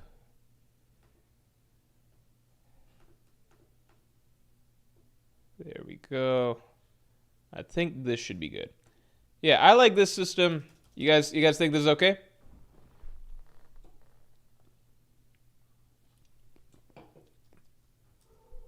I think Roger is a -1. I think it's not significant. Yeah, slight ding overall, but nothing crazy. That's my thought.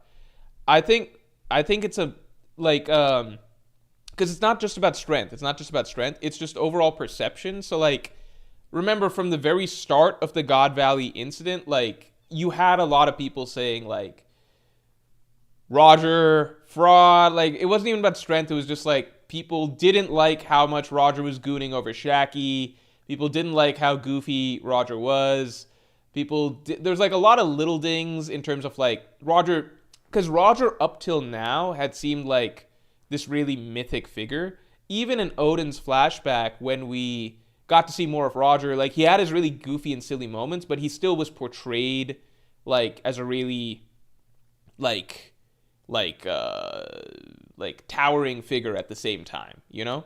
Like it was a mix. But Roger, for the most of this flashback, what I've noticed is that people kind of like knock him a bit more, and I know a lot of people have now bumped him down. If you want to get into strength stuff, I think a lot of people bump him down now and claim that Rox is the strongest pirate of all time. I think we need a little bit more. I think Rox is definitely stronger than Roger right now, but I think it's a -1. I don't think it's anything crazy. Yeah, because we're talking about general public perception, right? So it's like, even if you want to say that no, your view on Roger has stayed exactly the same, that's totally fine. But I think it's inarguable that we've seen a little bit more Roger downplay and a little bit more making fun of his character than we ever had before. Whereas in the past, I don't think anybody ever made fun of Roger. Yeah, this isn't about feats, Morge, agenda, and aura transcend all. Yeah, let's say that. Roger definitely lost some aura in this flashback, especially in the early chapters. And that's just the way it is. Whitebeard, I would argue, I think he's a 0. I think Whitebeard is a good example of a 0. I think there was moments, like, I think Whitebeard's lowest moment that people were saying and making fun of was like when he ran from Garp, or like didn't want to fight Garp, whatever, however you want to spin it. But I think he made up for that in spades, with like the flip side being a lot of people's one of their favorite moments from the previous chapter 1162, like, was Whitebeard stepping up to have Rox's back against literally like God, even though Whitebeard didn't even know what the fuck was going on, and Whitebeard didn't even like Rox. Like, a lot of people were talking about like I've been drinking on your tab the whole time, so I repay it. So I imagine that kind of cancels out. Like, and even if you really like, but my point is that even if you really like that moment, you're like, but that's still like classic Whitebeard, right? That's not like changing your I don't think that elevates Whitebeard any further, because Whitebeard already had a really, really, like, we all thought Whitebeard is that guy. This kind of just confirms that he's that guy, So even though that's like a really great moment, my point is that like, it doesn't really change overall opinions. I don't think people's overall opinions, I just phrased it like this: net root neutral doesn't really change overall opinions, right? Because remember, Whitebeard's overall opinion was already really good. I was drinking on your tab, here to back you up thing, that's kind of just like classic Whitebeard. I don't think it really like changes much. Like, we already got the sense that Whitebeard's like a great man and everything. Tornadoes' confirmation is still a +1. No, I think that's silly. Like, does it actually change people's perception of the character? I don't think so. Not in any sort of notable way. Because it's like,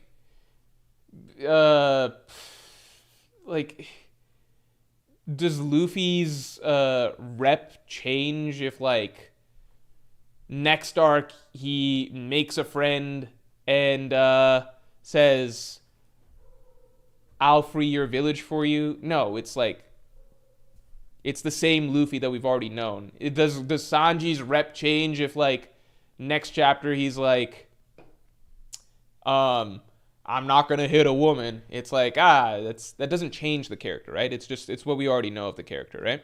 Whereas I'd argue Kaido and Big Mom, I think that they've become both more likable. I think they both become more likable with this Scott Valley incident. Yeah, I don't think Kaido's I think Kaido's a +1, definitely not a +2. I think that's a great example of a +1. Because, like, I want to hold off on the +2s, because, like, Garp is a +2. Because Garp was really a controversial figure in the community before this, and, like, this really this whole flashback from start to finish aggressively dispelled a lot. This did a lot for Garp in a lot of ways, because, like, it wasn't even just the character stuff. Even strength-wise, it did a lot for Garp, because Oda kind of, like, hit us over and over again with, like, in case anyone underestimated Garp, he was that strong. Like, he was, like, literally, like, no one's ever going to forget the panel of, like, 3 Yonko running from him. Even just his first clash with Roger was kind of, like, the first time we really, really got confirmation that Garp was also a dude, just like Whitebeard, who would regularly clash equally with Roger, So Garp, I think, in spades, really, really got a lot of extra boost out of this flashback. Because, like, it put any doubts about his strength to rest forever, and it put any doubts about his character to rest forever. Whereas with Kaido, I think this makes him a bit more fun, a bit more likable, but not like, oh, whoops, this is supposed to just say X, right? I don't think it drastically revamps the character, and I'd say Big Mom falls into that category as well. Like, it's not like we have a totally different view of them, but it's kind of like, I like these characters. Again, people did like Kaido. I'm not trying to say that. Maybe Big Mom is the one that people more so didn't like, but they definitely got a likability boost, I think, out of this. JP, thanks for the 10. So the Gorosei, when transforming, have a shadowy, amorphous outline state before their form settles, not just silhouette for audience. Does Emu just perpetually stay in that in-between state visually? Ooh, that's an interesting idea, because I do believe that I think Emu has abilities that he extends to his subordinates. And he might just keep that form just out of sheer, like, visual, like, obscurity, like, to make him more threatening or something. But I do believe he had a normal form at some point. Henchme976 says, seeing hot Big Mom made me weak. I cannot lie. Like, honestly, part of that is a thing. That's part of the reason, like, Yamato's a really popular character, which she wouldn't have been if she was designed very differently, right? Like, sometimes just seeing a more attractive design for like, we did always know that Oda had that design in mind for Big Mom when she was younger, because he drew her like that in, like, random sketches. But seeing it basically, like, in action for an extended period of time, it does change your view of the character. Like, I think Momonosuke got, like, a huge influx of fans the moment that we saw his full-grown adult design. Because, like, most of his character growth had already happened, but I saw a gigantic spike in, like, people being like, you know what? I actually really like Momonosuke after he got the badass design. No, Garp's not +1. Garp is a +2. Garp is a +2. All right, Shiki. I think Shiki is, I want to say, either a 0. I feel like Shiki might be 0. Or do you think he's a +1 or I think Shiki, okay.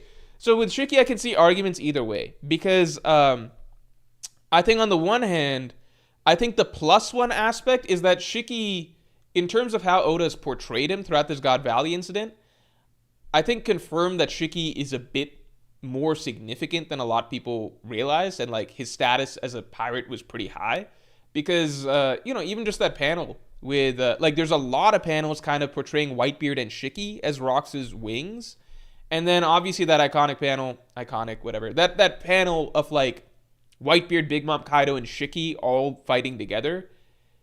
And then just, like, the added info that we have on Shiki, we can kind of put together the pieces that, like, okay, this guy was an emperor caliber figure post Rocks. Even if we just put together everything we know from chapter 0, Shiki was really, really strong. So I think it does more to, like, imply him being that significant. But at the same time, in the more recent last couple chapters, Shiki has now been shifted a bit to the sideline, and he's being portrayed alongside, like, the run-of-the-mill Rocks pirates who are just running around trying to find treasure, and he's not being incorporated into the big Emu incident. So, like, I think that there is some extra points for him trying to defend Shaki when Rayleigh is running away with her. Agenda Pirates, thanks for the 5. This why scaling and character should be separate. I think you're using your opinion, not the community's. Most people still judging him for being a Marine still. No, people love Garp. I see who's judging him for being a Marine? Everything I saw all over YouTube, Twitter, those are the main things I used, was basically just being like, Garp double. Like, I see nothing negative about Garp now.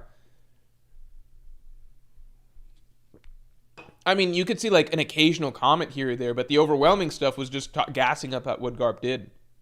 Do a poll.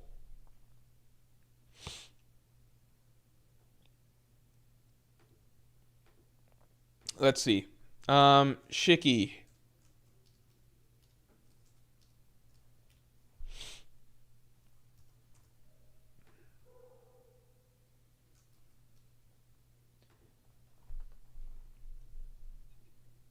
There's still a ton of clowns, but even if there are clowns, like, undeniably, it's relatively speaking, right?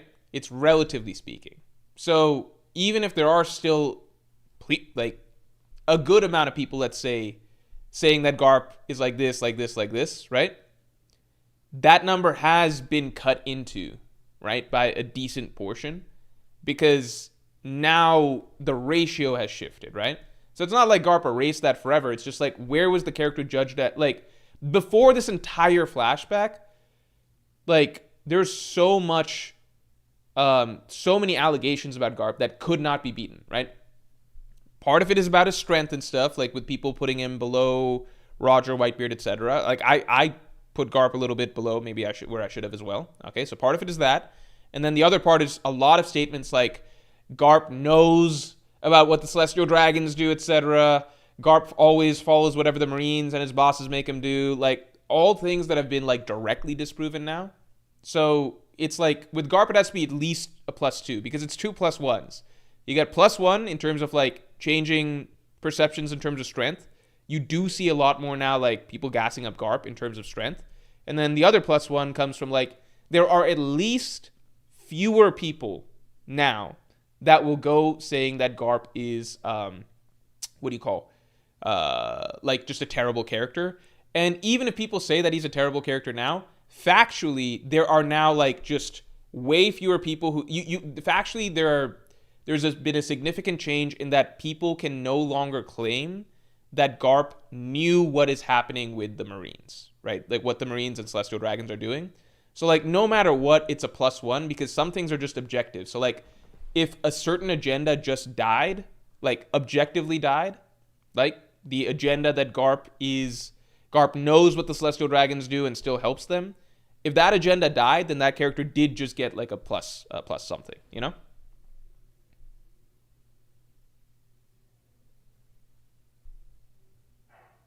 Like, you can say that the number of people who still dislike Garp, maybe the number of people who dislike Garp is exactly the same, but at least now, at least a couple of their arguments have disappeared, which means that it is objectively a +1 for Garp's reputation, you know?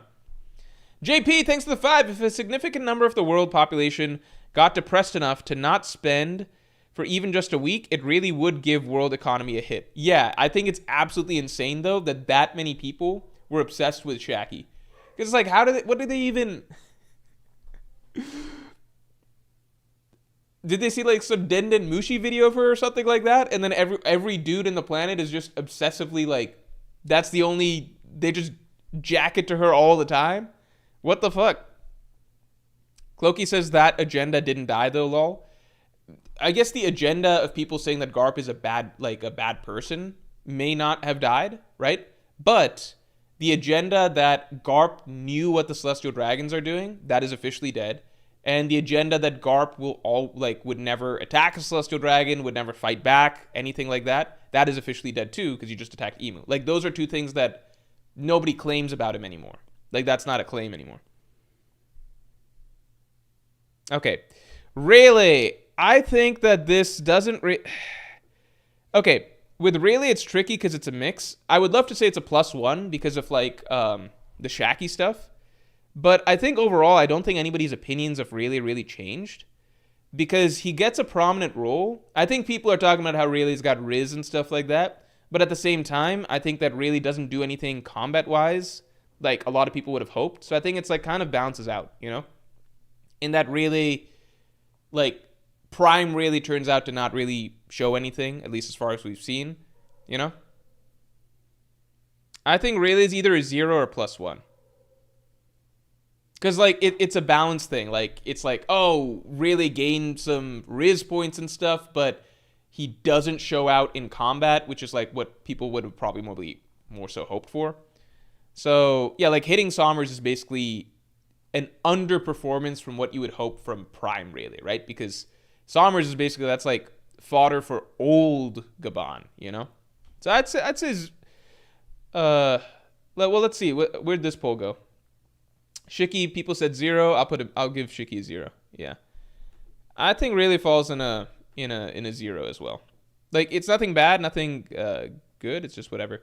Shaki, this has to be, like, at least a +1 or +2. At least a +1 or +2. Because, like, I think it's a +2, right? Because we just learned that it totally changes our perception of how significant of a character she was. We just basically learned that she's the most coveted Amazon Lily princess ever. Just like a Kuja pirate captain ever, right? Like, probably the most legendary of the Kuja pirate captains. So, I don't know. like if we put it this way, right?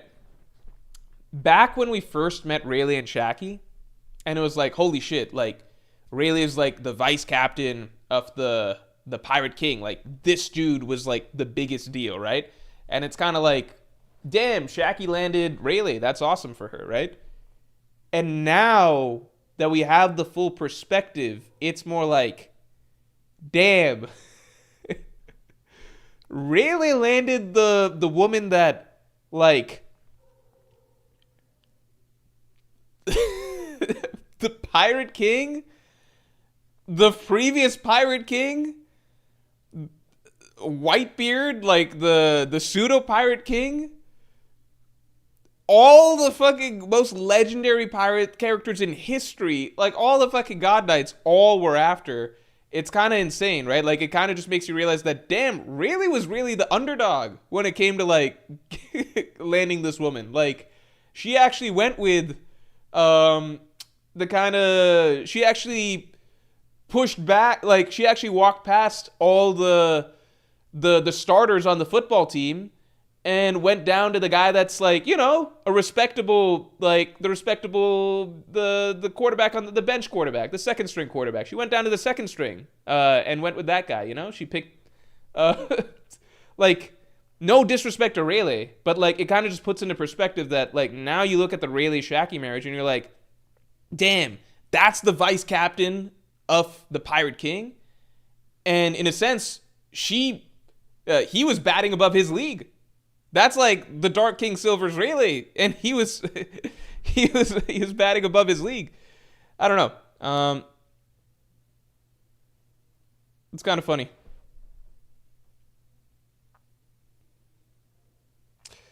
Yeah, so I don't know. I think to me it just like that's like Shaki's significance is kind of crazy in the grand scheme of things. Like the God Valley incident arguably started with her, so I'll say +1 or +2.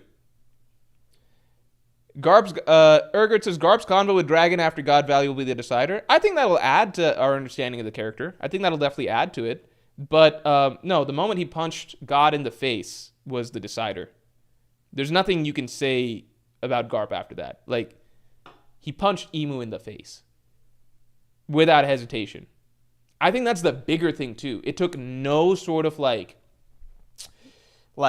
moral conflict or anything. He knew what the right thing to do was, and he did it with zero regard for like how this might be risking his career or his job or anything like that, and with everybody else trying to stop him, right? Because he just did what's right. So like that, you can never ever claim that Garp is a bootlicker. You literally can't. It's not possible now, because he just punched someone that goes even beyond the Marines, not just the Celestial Dragon, the boss of the Celestial Dragons, you know?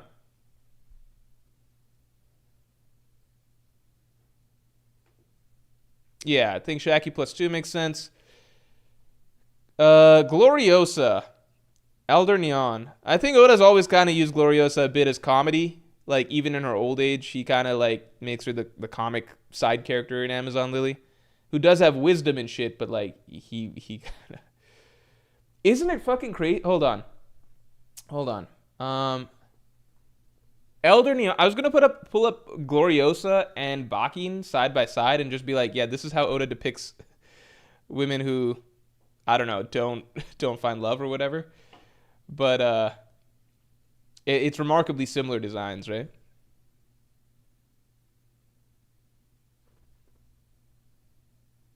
Okay. Gloriosa. I mean, I feel like the only options are maybe like we didn't even I don't know.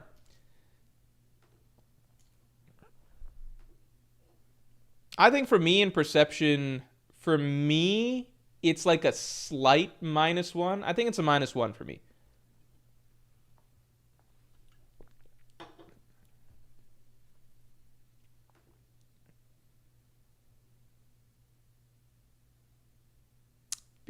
Looks like it'll average out to about 0.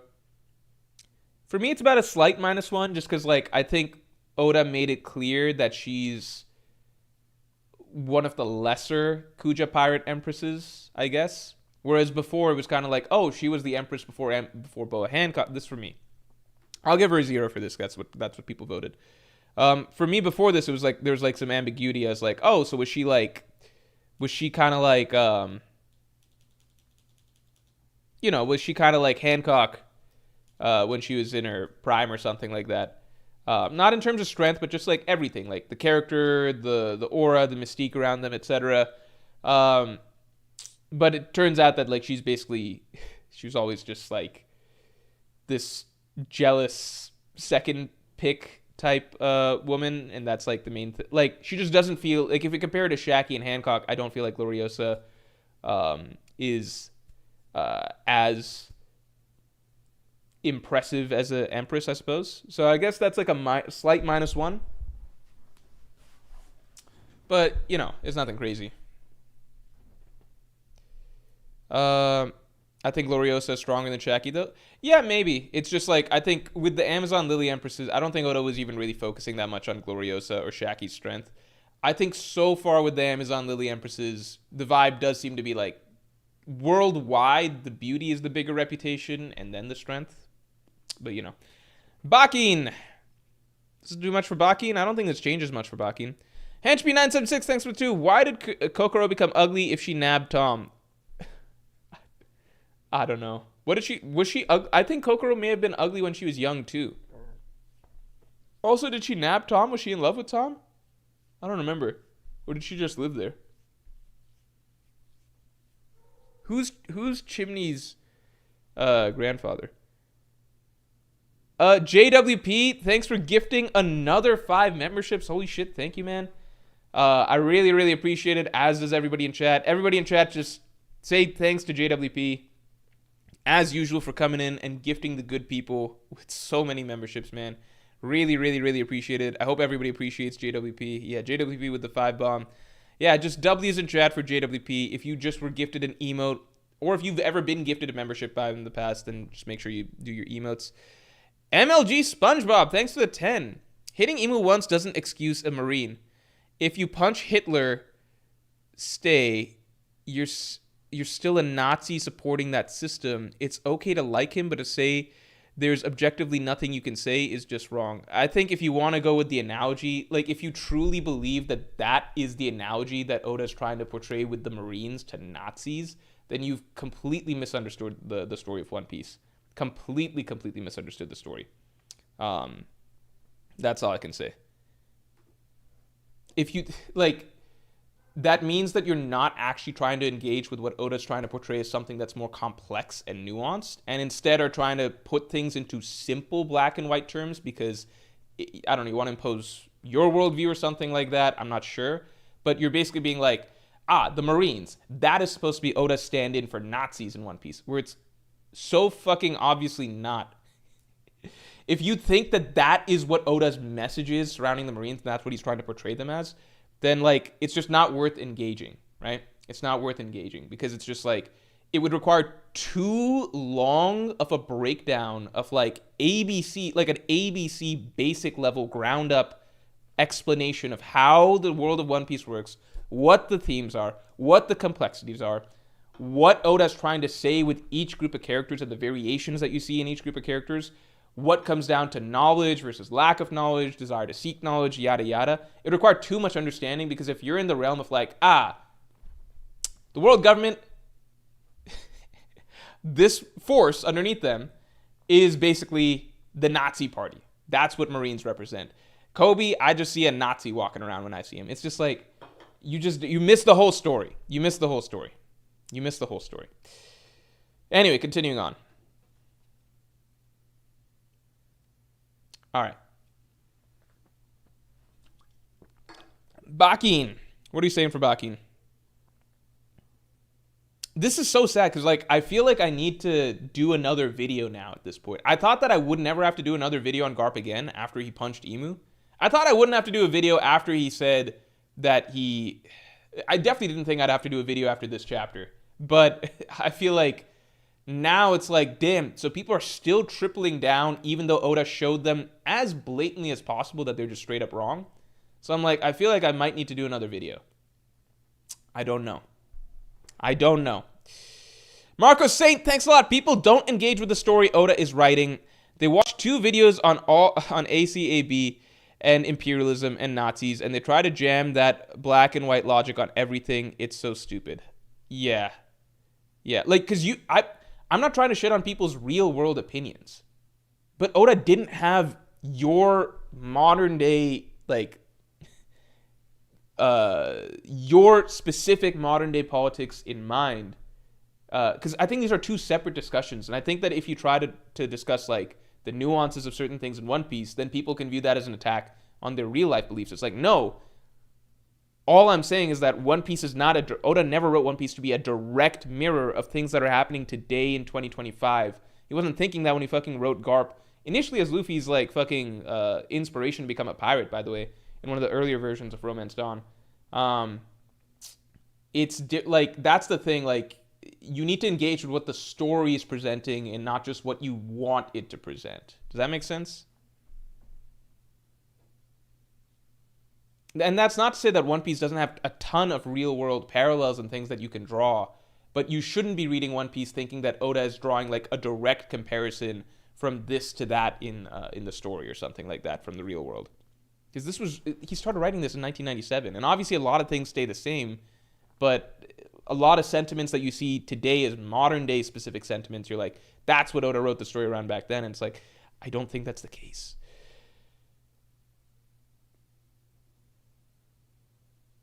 Herald of Ra, thanks a lot. Morge, I don't think it's about Oda's specific intent and about what each organization or character is supposed to represent. It's about how it all comes off. You just look at what's happening. I think if you try to ignore everything he's doing and instead try to cut out all of the nuances of it, then you can make it look like anything you want. If you cut out all of the aspects of what the Marines actually represent in One Piece and what they do, and you just, like, cut away a bunch, and then you just focus on certain specific things, then you're like, the Marines are Nazis. That's it. So, yeah, it's easy to make it look like that if you ignore the intent and all the writing around it, right? But Oda never wrote the Marines to be Nazis. That's actually, like, I don't know if I can know. I feel like that's such a wild take that it's not worth going into here. And let's see if this keeps coming up, because it might need another video. And I would rather just do a whole video breaking the whole stupidity of the argument down. For the 50 millionth time, I guess, but maybe this time I can address everything beat by beat. Because what I've done in the past is address things like I'll do a video on something in general and then address some of the, like misconceptions about Marines, Garp, etc. within that video. I think I need a whole ass dedicated video. Marco, thanks a lot. It's not even a modern day thing. Oda portrays monarchies as good for the people. I mean, yeah, Oda portrays monarchies are good for the people. Are they going to say Cobra and Rico are assholes because they don't convert their nations to democracy? This isn't the real world. Yeah, One Piece is more of a fairy tale type world. Like, not fairy tale the manga, but it's it's like a fantasy fairy tale world. People in One Piece don't talk or act like people in the real world, by the way. Like, they don't. It's more, One Piece is meant to be like an idealized version of the world. Everything's a little bit simpler in One Piece. The way people talk, act, how they experience life, it's just simplified. Because One Piece is more about general ideas of, like, what would be nice, what would be good. It's not meant to be a hyper-realistic story, but a lot of the values and ideas do apply very poignantly to a lot of real-world things. So I'm not trying to devalue One Piece there. I'm just trying to distinguish, like, we're not reading something like Vinland Saga, where it's trying to attack things at a more... I'm just using that that's an example of, like, another series that's relatively popular, right? That also happens to have fucking pirates and shit like that, right? That's a series that's going to try and attack a little bit more concrete concepts of, like, how things should function, right? One Piece is not trying to do that. And I would not be surprised if at the end of the day in One Piece, like, a lot of evidence, a lot of what I've theorized, other theories, etc., in the end of the day in One Piece, the ideal world is likely going to be something where, like, there's something magical as the solution. Oda's often referenced how, like, resources are, like, a big problem that people lack, and how Vegapunk was trying to create a world of infinite resources. I wouldn't be surprised if the end of One Piece concludes with a world where there's infinite resources, where something is done. There's a lot of implications of that, right? So if that happens, how does that apply to the real world, right? Because in the real world, the real problem we have is that there's not infinite resources, right? One Piece is more like a fairy tale ending, which is like, here's what would solve everything if there's infinite resources for everyone to have, right? That's an example of how things could go in One Piece that just would not apply to the real world. It's more so based on the ideas of what is good, what is bad, what we should strive towards, things like that. Bossum Madawi, thanks for the 2. Morge, I got to go, but you missed my super. I'm so sorry. I'm going to get it right now. What the fuck? I didn't realize. Oh my god. I'm so sorry, Bossum. I'm so sorry. When did this happen? Bossum Madawi, thanks for the 5. My issue with Garp haters comes from the fact that time and again, Oda has made us hate guys, then flipped it. Odin dancing was awful until the next week. Yeah. I don't think Oda ever wanted us to hate Garp, though, is the thing. But the further we went in the story, it became easier and easier to hate Marines. I think especially also as real-world events began to become more polarizing in many ways. And so, like, the symbol of being a Marine, of being part of the greater authority, unjust, like, supporting unjust governments, etc., that became worse and worse in people's minds. Because I remember at the time of, like, Marine Ford, even before, like, when Garp is introduced, if you go back in the story, right, to when Garp is introduced, we already know the Marines suck by that point in time. We already know the world government is really bad. Like, Enies Lobby has just happened, right? People loved Garp when he was first introduced. People really like Garp was a popular character from the get-go. You don't see people, like, when Garp's introduced, you don't see people in, like, the comments and stuff of, like, videos being like, giant piece of shit or whatever. You watch, like, YouTube reactions of Garp's, like, introduction and stuff. Everybody's like, oh my god, a Marine. He's, like, the biggest piece of shit in the world. Like, who is this Nazi? Keep in mind, we already knew how bad the world government was at this point in time, right? I think it's as real-world politics have become more and more, like, and, sorry, this is not to say that people's, like, real-world political opinions are wrong or whatever, right? I just think it's interesting that those things, like, as things have progressed, have caused people to try and take what One Piece is, which is not exactly a mirror, right? It's not an exact mirror, and instead twist things to now be like, Garp now falls in this category for me. It's like, you knew Garp was a Marine from the get-go, right? It's very, like, you can go watch reactions, you don't see people hating on Garp right off the bat. It's only, like, nowadays that, like, the real world has progressed to a certain point, and there's certain movements and things like that, which, again, like, that's all fair and good, but that shouldn't, like, suddenly turn you into, like, fucking media illiterate and be like, I now believe that my whole views on these characters and this group of characters has changed because I needed to fit this stuff that's going on in the outside world. It's like, no, you need to fucking engage with what the story's doing, and the story's not exactly the same. Anyway, continuing on. Not really an ostrich, thanks for the 10. People think Garp's response to God Valley was to put his head in the sand and stay a Marine, when his response was actually to mentor the next generation of Marines to be better.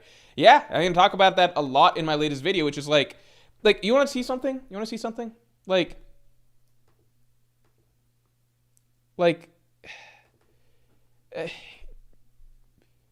you know, I'm not going to pull it up right now. I'm not going. This will be good for another video. But most of the people that are going to change the world next are people that, like, Garp trained and influenced in some way, right? Like, Kobe, obviously. Aokiji, we know that's going down some way. Luffy and Dragon, even though they didn't go down the route that Garp instilled in them mentally, you cannot deny that they were strongly influenced by Garp to have the type of personalities that they have. They just chose a different path. But Luffy's personality is extremely similar to Garp's. It's like almost a fucking carbon copy. You fucking see that panel of Garp, like, running to punch Emu when everybody's grabbing him to tell him no? It's like a direct influence from his grandpa. The reason Luffy's so fucking strong is because Garp trained him to be such a strong man. Like, the Garp influence is there in a lot of ways in the newer generation, both in the Marines and not in the Marines. Like, I don't know. JWP,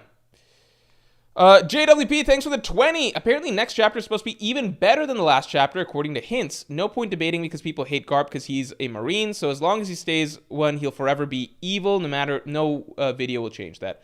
That's true, but I do want to address a lot of the arguments and break down piece by piece why a lot of the arguments are poor. And that way, if somebody brings up any specific argument, I would like to be able to just point to the video and be like, well, this is addressed right here, you know? Um, but yeah, you're right. A lot of people are never going to change their opinion. I did see that the hints. Okay, so the biggest thing that's exciting about the next chapter is that it seems that there's no break. So I wonder if the God Valley battle reaches a conclusion next week. So not this Friday, but next Friday, because I think Oda kind of likes to do that, right? Like if you reach a climax, like if it's reaching a climax, you don't want to do like a break right before it or whatever.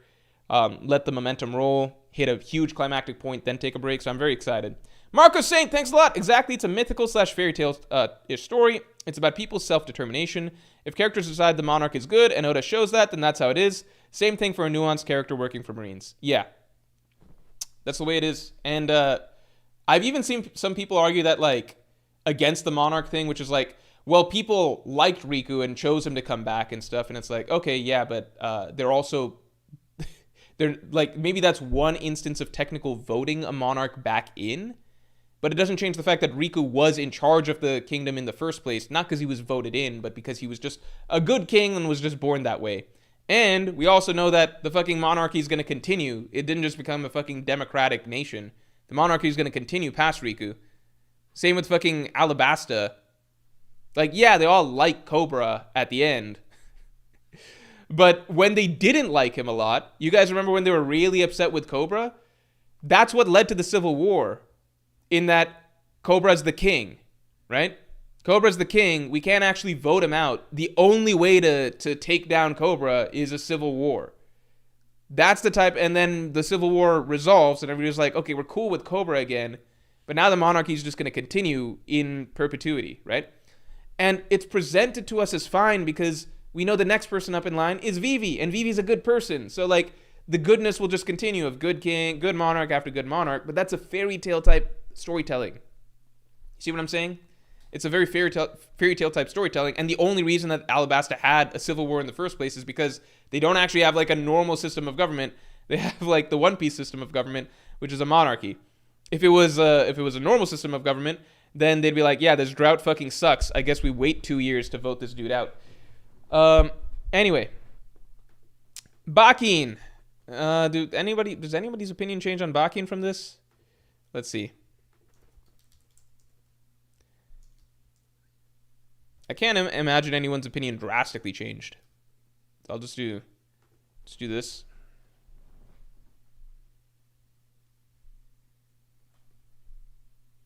Clokey, thanks for the 10. We didn't hate on Garp before because we didn't know how much he knew. Now we know he has knowledge and is still a Marine. It's not about real-world politics. He knows this happens every 3 years, even right now. But that's just the dumbest thing, because, like... One, you all were confident that he knew about this before the Celestial Dragons, before it was confirmed, right, that he didn't know about the hunting competitions, right? So you were already proven wrong, right?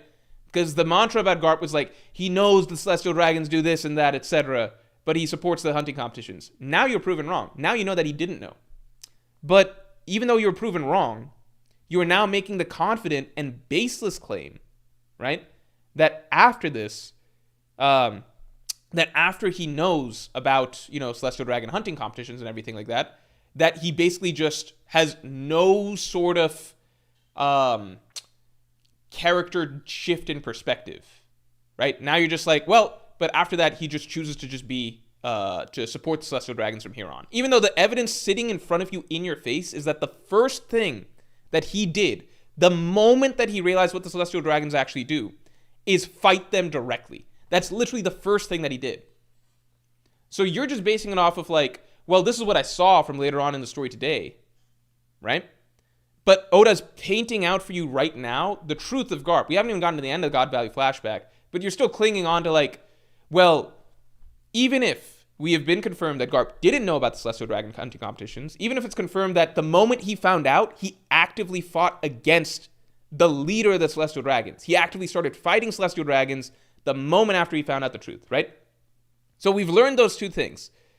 You are still clinging on to what your vision of what Garp must be, rather than actually letting Oda tell out the story of him, right? Like, it's actually mind-blowing to me that, like, you're actively being shown you are wrong about him in real time, and you're still clinging on to, like, your headcanon about what must be the case. Does that make sense? Like, you don't even want to give Oda the time to let the rest of this character's story play out, see what happens, and you don't even want to give the credit for the fact that somebody does need to change the Marines, and Garp clearly did instill change in the Marines from the inside. He's already laid the groundwork for a much better future for the world, right? So he's already done that. He's already made a huge contribution to the future of the world. Changing the Marines from the inside is like an absolutely necessary pillar of the story that needed to happen, and Oda needed a character to actually be able to enact that. So, like, the desire to hate Garp at this point has just become illogical. It's just a desire to hate something on a very surface level assumption of the character. And in terms of, like, it's based on very black and white thinking that has no nuance to it, right? Because if you want to acknowledge that, like, let's say you want to acknowledge the Marines do need to be changed for things to be better in the future, right? That's something the story has already told us, right? If you want to acknowledge that Garp has raised a generation of Marines who will create a better future once Akainu is out of Akainu and his generation is out of authority, right? Then you have to give Garp credit for changing things from the inside. And the only way things can be changed from the inside is if somebody stays on the inside to actually instill that change. Because the Marines were never going to go away, right? Even Dragon and the revolutionaries have talked about, like, well, we still need government. We still need law and order and everything like that, right? So the Marines need to be fixed from the inside.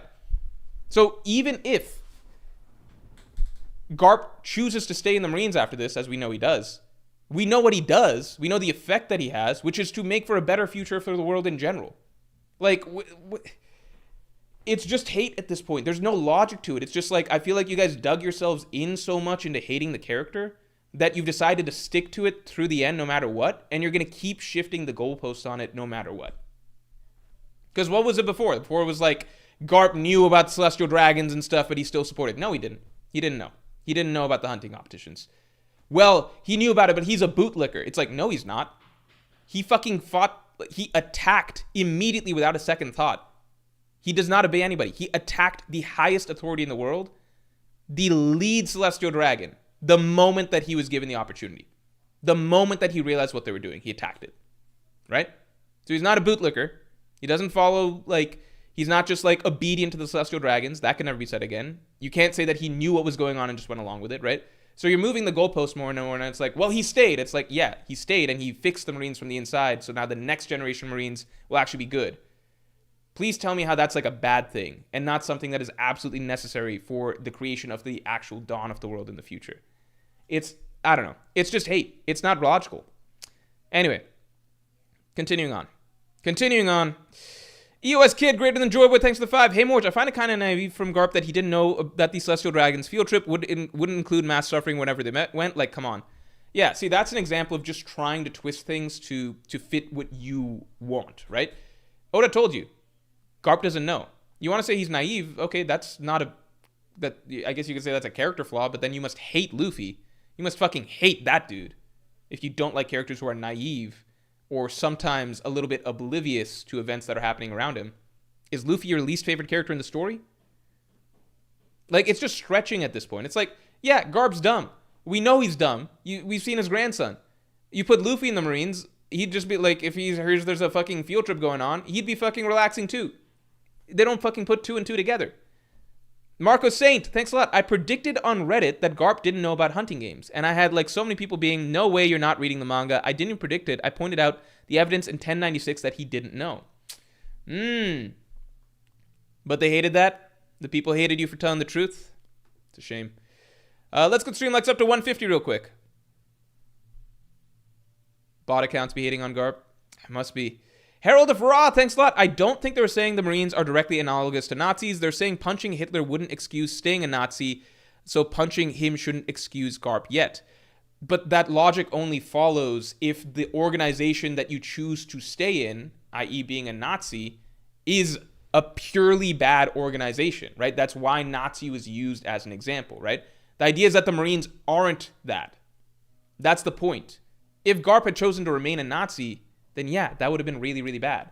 But he didn't choose to stay a Nazi. He chose to stay a Marine, which is an organization that performs a very wide variety of acts, the most hidden and obscure of which being doing Celestial Dragon's dirty work, but the vast majority of which is actually saving lives. Like, does that make sense? So in the analogy, that has to, like, The analogy only makes sense if you're saying the Marines are equivalent to Nazis. Dr. Farewell, thanks for being a Pirate King tier member for 3 months.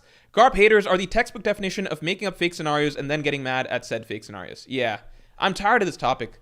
This is actually getting on my nerves now, because now I feel like I'm almost urged to make a video on it, and I don't want to have to make a video on it.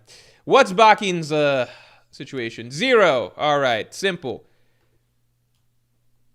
And you know what? I'm just going to skip ahead right now. We're putting Garp in +2. We're putting Garp in +2. All right, Gabon.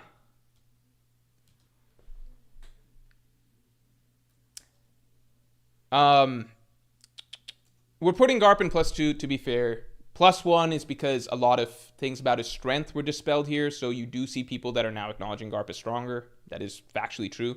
You don't see anybody arguing that Garp is weaker than they previously thought after this, so, like, no matter what, Garp has to get +1 from there. And then, even if you don't think his character is good and you still have a lot of problems with his character, at least 2 things were objectively disproven. So, like, even Garp haters, right, now have to acknowledge that Garp did not know about the Celestial Dragons hunting competition. And they have to acknowledge that Garp would fight back against Celestial Dragons directly if put in that situation, right? So, at the very least, even if there's still, let's say there's still exactly the same number of Garp haters in the world, some reasons for why Garp is a bad character have now officially been objectively eliminated, right? So that's another +1. So we're going to put that there. Gabon, I feel, is like a +0. Gabon, I feel like he's definitely not a +1.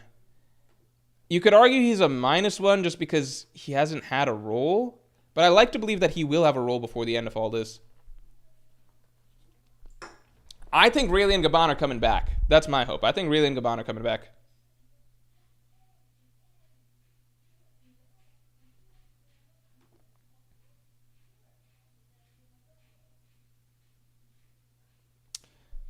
Some people are voting +1. I don't think he's done anything that puts him +1. But yeah, I think he's a solid 0. Dragon. I think Dragon easy +2. I don't think I got to say anything there. There's a huge influx of Dragon fans now. Huge influx of Dragon fans. The only thing I saw at one point, I think when we first saw like Young Dragon's design for a little bit, I think I saw a little bit of some people making fun of him for having a widow's peak already, like already being a widow's peak, right? And I guess not being a conventionally attractive character, like Oda draws a lot of his other characters, like I saw a little bit of that, but then like all it took was like a couple chapters of like Dragon going through his deep existential crisis and talking about the weight and morality of everything that's happening around him, and everybody pretty much shut up and was just like, this is a well-written character, Oda, like we want to see more. Dragon's the easiest +2 in here. I think Dragon and Dragon's probably the easiest +2. Bagard. I think Bagard is a bit of a -1 because Bagard, for the longest time, we'd been hearing that like Bagard is strong, but we just need to see him in action, and like Oda's been hiding him. But then we got to the God Valley flashback where the only fucking strong Marines are Garp and Bagard. That's it. Like there's no one else to take the limelight here or anything like that, right? It's just him. It's Garp's fleet, which is Garp and Bagard hasn't done jack shit. And not just hasn't done jack shit, he has also not even been shown like in the background doing something. You know, like we see lots of little clashes in the background of like, oh, like Gabon clashing with Ganzui or something over here, or like some random person that looks like Marco fighting Silverax. Like there's so many like little background skirmishes that are happening. I don't think we've seen Bagard in any of that. So I think Bagard's whole thing, like the reason the agenda existed, and I know it's a joke agenda for the most part, unless you're Parvision. But Bagard, the reason the whole agenda was able to exist was the aura of mystique around not seeing him in a fight and what he could do. But now he's been put in the big fight and he hasn't done anything. So now it's just like, well, maybe he's just a character who actually doesn't do anything. Karaka, thanks for the 6. Garp haters are convinced that we know everything about him, but we barely do outside of his relationships. His backstory will change people's opinion on him. I don't know if Garp ever gets a backstory, but we'll see. I just think it's really weird that like we're in the middle of him like literally fighting head on against Emu, and then people are still trying to be like, well, we just know everything we need to know after this. It's like, we didn't know he fucking fought Emu in the first place. So like this is what, there's a lot of question marks that are being raised right here, and you don't even want to engage with the question mark. Like, I think if you had the angle of like, because here's a possibility, right? Here's a possibility. I might be wrong about Garp. If all of this stuff goes down, and then Garp does do something, like Garp has a hard moral shift or something into like deciding he wants to be a bootlicker. Like it would have to be some sort of speech or something by him, maybe from him to Dragon, of just like, I want to, like, I can't even imagine the words that he would have to say for me to view him as a bad character now. He would feel so out of character. But like, I can see the argument that like, okay, I was wrong about Garp for X, Y, and Z, but I still want a better understanding of why he stayed in the Marines, and him staying in the Marines is never going to sit right with me, right? I can see that stance, but the stance of like the simple fact that Garp stayed in the Marines, no matter what positive impact that had, no matter how necessary that actually is for the future of the world, to reshape the Marines from the inside and to inspire a better generation, right? No matter, like, if you just want to like ignore everything we've learned about him so far, everything he's doing against Emu right now, and then the positive impact that he has in the future, and just want to boil it down to like, well, I just think Marine is bad because that's the only way my brain can like compute things in the world, which is like pure black and white, right? Then I think that's like, I don't know. That's the problem. Like if you want to say like, I would like a better explanation of why he chose to stay in the Marines for me to feel more like forgiving of his character, then I can see that angle, but I feel like that's because then you can be like, well, Garp's a complex character, and you could sit with that, right? But if it's just like, no, Garp has to be evil because he wears this uniform, then it's just like, well, that's stupid. All right, Sengoku. I mean, I think Sengoku is either a -1 or -2.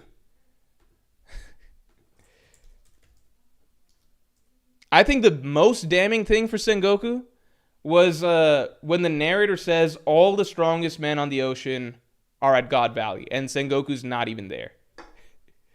It's just, it immediately disqualifies Sengoku from being one of the strongest characters. Yeah, I lean towards -2 for Sengoku.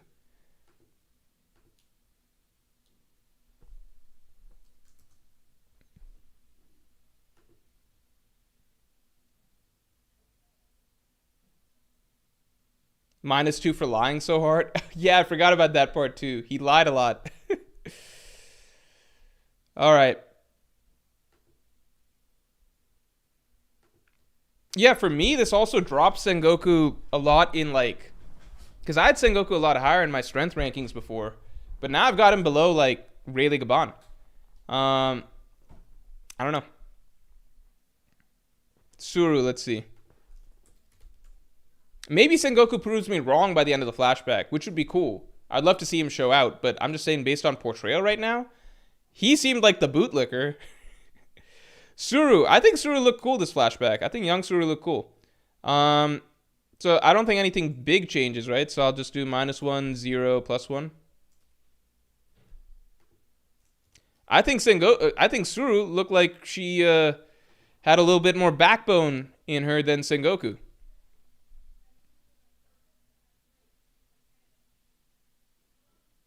There was a specific interview that Oda was asked, which was, which character would you like to go into more detail? And the first name he mentioned was Garp and his influence on the Marines. That's really interesting. That's very interesting.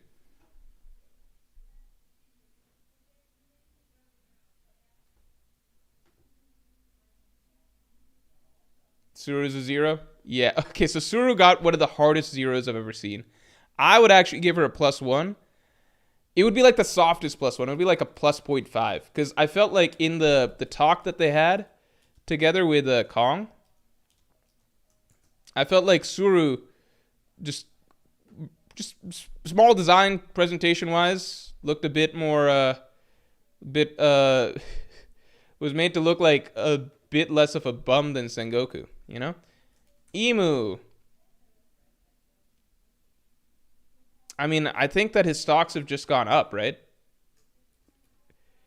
Even if his character writing didn't exactly take off here or anything, I think everyone's nutting over how strong he is at this point. I think his strength seems to maybe have surpassed expectations for some people.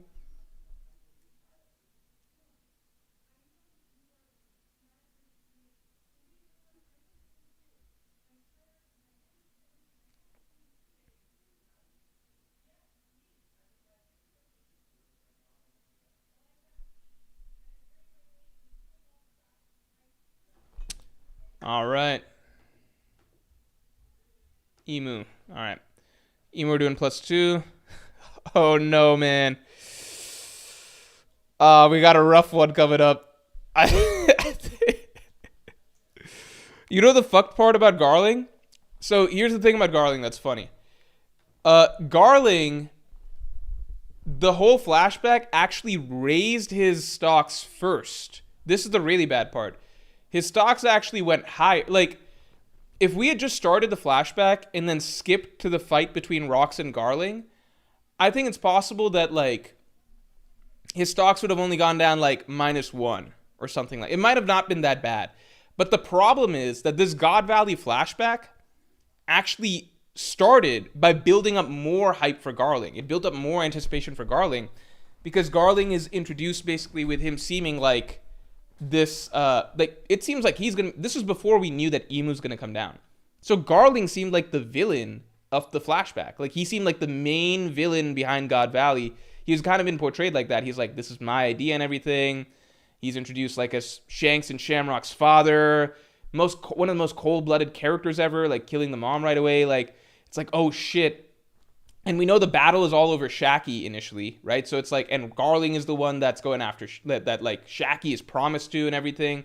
So it sets up this whole scenario where like, he's just the root of all, like, everybody's hatred here, right? Like, he's the one that created this whole God Valley situation where now Rox's family is being hunted, where, like Shaki, the woman that everybody loves, is promised to him. She's like her prize. He's the damsel in distress, or she's the damsel in distress that he's basically got, right? Like, it creates so much significance around this character, and there's hype around, obviously, like the aura or whatever that he has.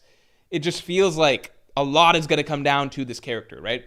So God Valley almost like elevated him even in people's eyes in terms of his significance in this whole storyline and what he represents. And it was just like, oh my God, like, what's Garling going to be like and everything? And then it just tore him down so badly. It's ridiculous. Like, I do feel like if the only thing we'd seen of Garling before this was him being like, you know, he's introduced earlier on in, like, you know, as an old man, and then we see him as a Gorosei or whatever, I think it might even be, I think people's expectations wouldn't have been so high. But it's just the way Oda framed everything was just like, God damn. Like, that's just, that was humiliating. Also, let's get the stream likes up to, what are we at? Stream likes up to 150 real quick, because we're almost there.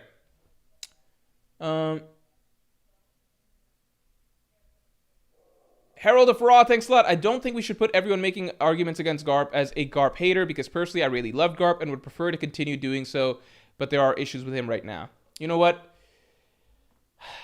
It's okay. We can wait and see what the... I think it's okay to say there are issues with him. Like, you can have issues with him being a Marine, and be like, I just don't respect that choice unless we learn more about it or something like that. But just the desire to make him a blanket shit character, a piece of shit, that's what I'm pushing back against more. Because to me, that's just like undercutting so much of One Piece's storytelling. And it's like, no, it's not.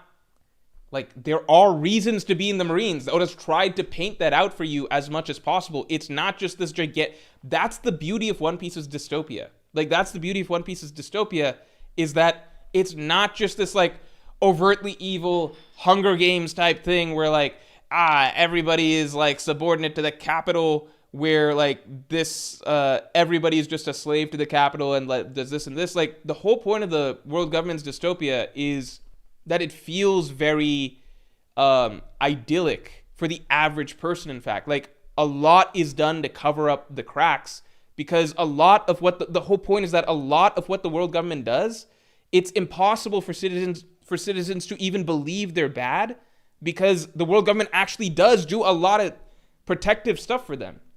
Like that's the whole point. That's what makes One Piece's dystopia so immersive and so like so well put together, because it really makes it understandable why people don't have a problem with the world government and why it's so hard to overthrow an authority like that. Because the deep evils the world government does, it's like they shove it so much to the side and hide it so much, and they actually do so much good for so many people, in that, yeah, a lot of nations all the time are destroyed by pirates. The world government has marines protecting them, etc., right? That's the point, that the world government actually does do a lot to take care of its citizens. All those nations that assemble at the round table, they legitimately think, they're like, we're going to discuss our beautiful world. Most of those nations legitimately think that, like, yeah, the world government, like, we're happy to be a part of this organization. This does good things for our countries. We wouldn't want to leave this organization because this is like a utopia. This is like we all have our we have a unity together and everything like that. And you know, it's trying to take away. It's trying to simplify the complexity of the One Piece world, in that, like, the whole point, almost, that's the frustrating thing for me, is that the whole point of why revolution is so hard to put together in this type of world is that a lot of the Marines are good. And a lot of what the Marines do for people is really good. That's what makes it hard to convince people to rise up and fight back in this sort of world. It's easy to do that when you've got a dystopia where everything's really bad. And that's what most, like, fucking Star Wars fighting the evil-ass empire that's, like, nuking planets all the time or whatever. When the world government does that, it's very rare. Ohara is a very rare incident. That's another big thing that we learned recently with God Valley, which is that the hunting competitions, they happen to nations that are outside the world government. So the world government, like, really hides its evil. It's not actually doing this to nations that are in the world government itself. That's why people don't know about the hunting competitions. That's why people think it's just a rumor or something, like, fake or something like that, fake news, you know? That's the point, though. The point is that, like, some of the first Marines that we meet are like, yeah, Axe-Head Morgan is terrible, but the other Marines at that base were good. Most of the Marines at that base were, like, good people who took Kobe in and everything like that and looked past his actions, right? The next Marines we're meeting are like, yeah, we meet a bad one like Full Body, but then after that it's Bellamere. And then we meet Smoker, who seems like a bad guy, but then he turns out to actually be like a Marine with his heart in the right place, and he's slowly opening up his mind more as he learns more about the way the world works, right? So the point is that, like, Oda... the point is that the Marines as a collective are not just a bunch of bad guys doing bad things, and the Marines as a collective do actually help a lot of people. That's a crucial part of the entire unique world that Oda set up here. That's like an important pillar of the whole thing. The whole setup of the world government doesn't fucking work if the Marines in general are shitty. It doesn't work. The ruse is up. If every Marine is like Nezumi or whatever, then the whole thing, like, falls apart. Anyway, continuing on.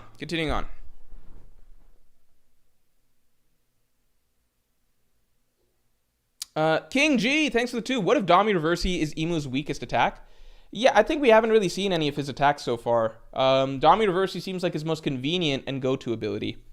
Because he doesn't like... Because it fits his character, right? I like that too. It fits his character because Imu doesn't like to get his hands dirty in general. That's why he's got so many layers before you get to him, right?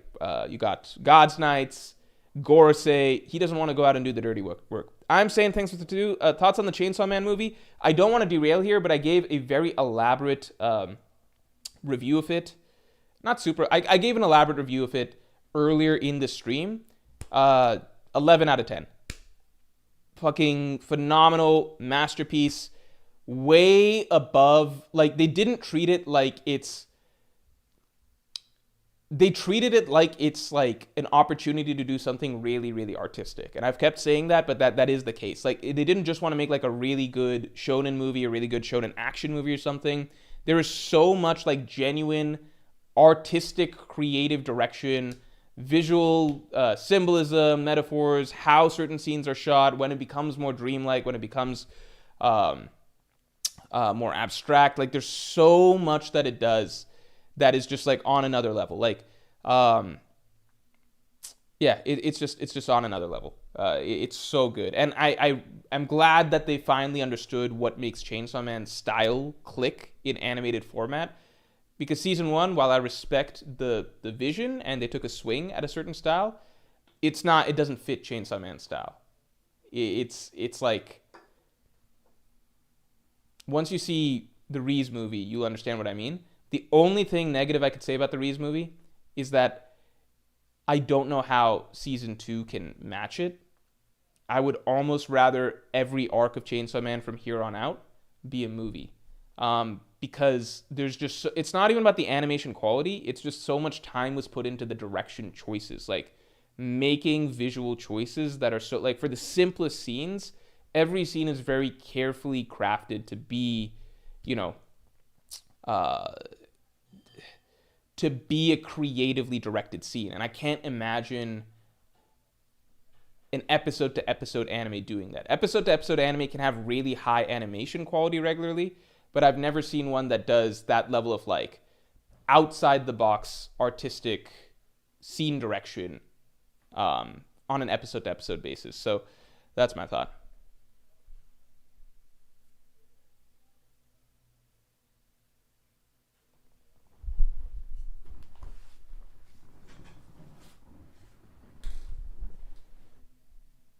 Genius Place says Morge's dad was a cop or something, because at this point it seems like his real world politics coming in with how bad the strawmans are getting. Holy projection. Because that's like the funniest thing, because it's like the other way around. One, I don't like getting into my own politics too much here, but I have like legitimately very little to no respect for cops in the real world. I don't like getting into that stuff because I know it can alienate some people, but I truly think that in the real world, I don't know. Like, I'm trying to think. Like, I don't know. I can't imagine the type of person that, like, chooses to become a law enforcement officer. Like, I cannot imagine that type of person, because I strongly feel like, on average, it probably has to be a type of person who just gets off on having some level of power and control over other people. I do not respect cops in the real world. That is why it is so frustrating to me to see people try to paint, well, the Marines are supposed, like, you are literally, you are taking your real world politics and your views of cops in the real world and trying to push them onto the Marines, when Oda does not portray the Marines like that. He doesn't do that. He portrays some Marines like that, but he also tries to show an equal, if not greater amount of Marines who are not like that. That's the point. I'm trying to engage with the story. I'm not just trying to take my predisposed beliefs, preconceived notions from the real world and transposing them onto a story. Because the way the story wants to present things is not the same as the real world. I personally think kings are generally bad. I think that's a bad thing in the real world. That doesn't mean I look at fucking King Cobra and I'm like, what a piece of shit, because he's a king. He should abdicate and make the whole country a democracy. I'm engaging with the story, right? Just because I think kings in general are bad doesn't mean that I'm going to be like, well, in the story of One Piece, how's it trying to present this character? Okay, do you understand what I'm saying? Like, that is like the most telling comment I've seen someone make, because it's just like, that's the difference. You probably hate cops in the real world, but you're unable to differentiate that from a fucking story that has a different universe and is trying to communicate different messaging than what is happening in your part of the world. That is the biggest fucking problem, and maybe that's why I dislike a lot of the Garp discourse, because it's dishonest. It's a dishonest reading of One Piece, and it's trying to take what's happening, like your personal things in real life, your personal views, and trying to remold the story to fit that and be a mirror image of that, when One Piece world is One Piece, and the way it portrays characters and factions is its own thing, right? Like, I think pirates in the real world, like fucking pirates from the whatever 17, 1800s or whatever that went around and killed people and stuff, those were probably bad guys. That doesn't mean I think the fucking Straw Hats are bad guys. Like, does that make sense? I can think kings are bad in the real world in general, but I can view One Piece and be like, okay, not every monarch in One Piece is bad. I can dislike cops in general in the real world and be like, okay, but I fucking like Kobe. I like Smoker. They're not just bad because they're fucking Marines. How difficult is that to understand? Like,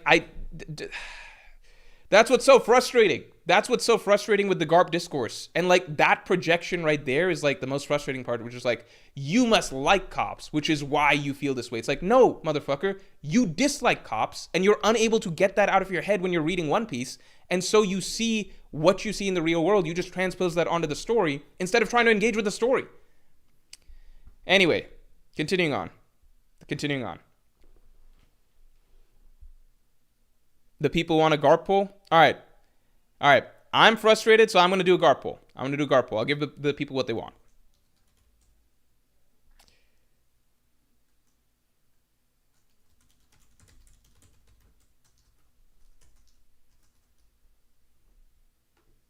You guys go vote on that.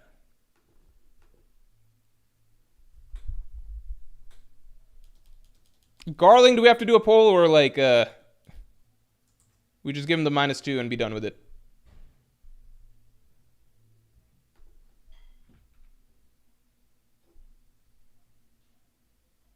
That is probably the pettiest poll I've ever done.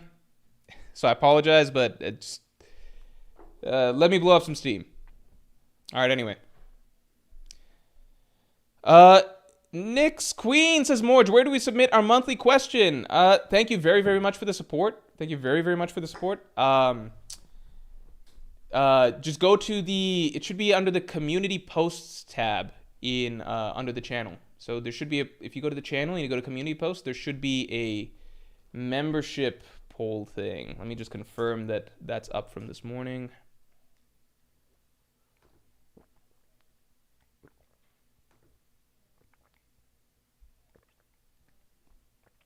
Let's see.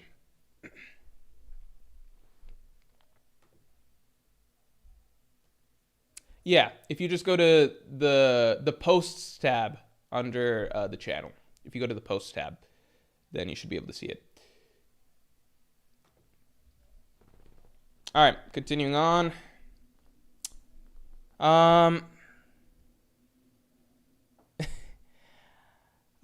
EOS kid greater than joy. Oh, wait. Hold on, let's go. Iro said, I don't like what Oda's done with God Valley, to be honest. I preferred chaos among pirates, not some fairy tale level. We're actually all friends and allies now. I mean, they did have some fighting against each other, but like, they were never. It's tricky because like, I feel like God Valley, some of it just didn't follow from the beginning, right? To be fair. Because we learn about the Rocks Pirates and we're like, okay, we're told this is a really evil guy. And we're told that Kaido and Big Mom are on his crew. And at that point, we knew Kaido and Big Mom were really bad. But Whitebeard was on his crew, right? And that was like always a sticking point, which was like, Whitebeard on his crew. That's kind of odd. What's Whitebeard doing there with those guys? As the Rocks flashback began and we realized that Rocks is not what Sengoku and them, like, as evil as was painted to be, I think I agree that it falls under, you know, it would be cool to see more conflict between the pirates and everything like that instead of everyone just holding hands and being friends. But at the same time, like, it does remind us that ultimately the biggest evil is the world government and how the world government spins narratives, right? The world government spins narratives that are that turn characters against one another, and it diverts from the true enemy at the end of the day, which is the Celestial Dragons themselves, right? So it almost becomes proof in and of itself as how, like, it's a reminder that, like, man, how are the people in the One Piece world so dumb? They, like, don't realize how evil the world government is and stuff. It's like, well, we get fed propaganda, and we, the reader, eat it up, right? We were told that Rocks is like this, so we believed it, right? We were told that this is what went down in God Valley, so we believed it. So I think it's effective storytelling in terms of communicating those themes.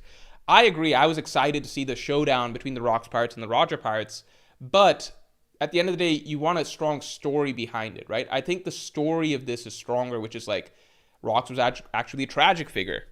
And he went down for his wife and child, blew apart his whole empire, essentially. And it is heartwarming seeing them all fighting together, but it's also sobering knowing that, like, after this God Valley incident, like, so many of the split and go different ways, you know, like, I think in terms of the darkness of the God Valley incident, it can feel good seeing them all on the same side, reminding us of what the true enemy ultimately is. And then it gives a sense of, like, tragedy that, like, after this, they all kind of do go out and become enemies, right? Like, Shiki, who's here helping the Roger Pirates get away with Shaki, ends up trying to kill the Roger Pirates, right? Kaido, Big Mom, like, they go out to become monsters, like, enslaving nations and doing all this stuff. And, like, you know, like, it's really just Rox dies. It's really just Whitebeard and Roger that remain kind of like good pirates and on good terms at the end of all this. But, you know, I like it.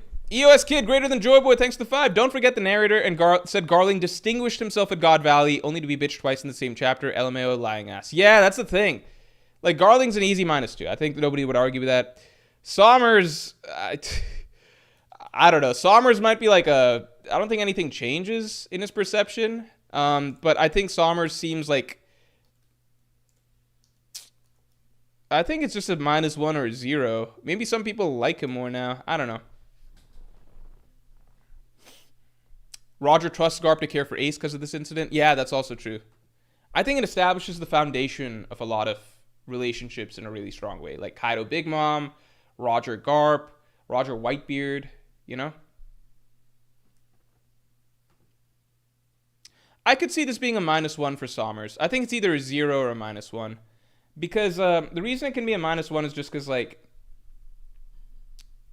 I feel like he got, like, obviously old Gaban bitched him pretty bad, but then, like, it just happening twice, you know, back to back. You know, like, we just saw him. Correct me if I'm wrong, it was just about 10 chapters ago that Gaban got bitched the first time. I think, like, chapter 1150 or, like, 1149 or something is Gaban getting, or sorry, not Gaban. I keep saying Gaban because Gaban bitched him. Okay, Sommers got bitched the first time, right? And then within 10 chapters, it's happening to him again. And even easier this time because Rayleigh's obviously, you know, in his prime and everything. I just don't think it adds anything to Sommers, and it just makes Sommers, it's probably like a net 0, if we're being honest. Like, I think Sommers is a very hard one to say. It's about 50-50, so I'll read some arguments.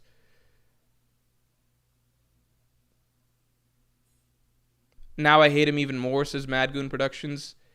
Yeah, but I guess his agenda goes down a little bit in that he's like, before it was like, at least he seems somewhat strong, but after that happens to you twice in a row, obviously he lost to strong characters, but it's just the aura part of it, you know? He's a punching bag. Yeah, it kind of solidifies him as feeling like a punching bag.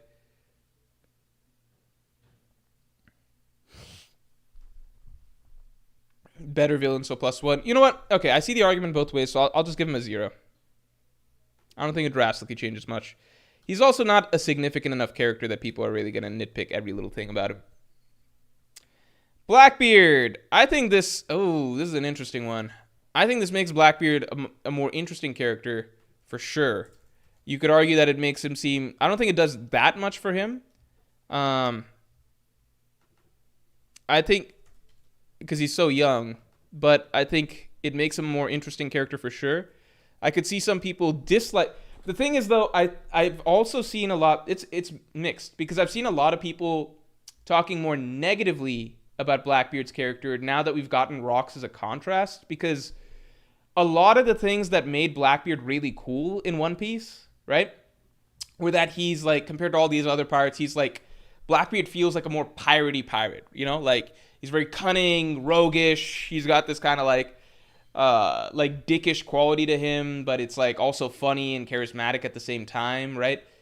But then the problem is that like Rox has all of that, but then Rox also has all this other shit, in that Rox is really badass and really honorable and loyal and like really bold and brave and everything like that, and loves his family.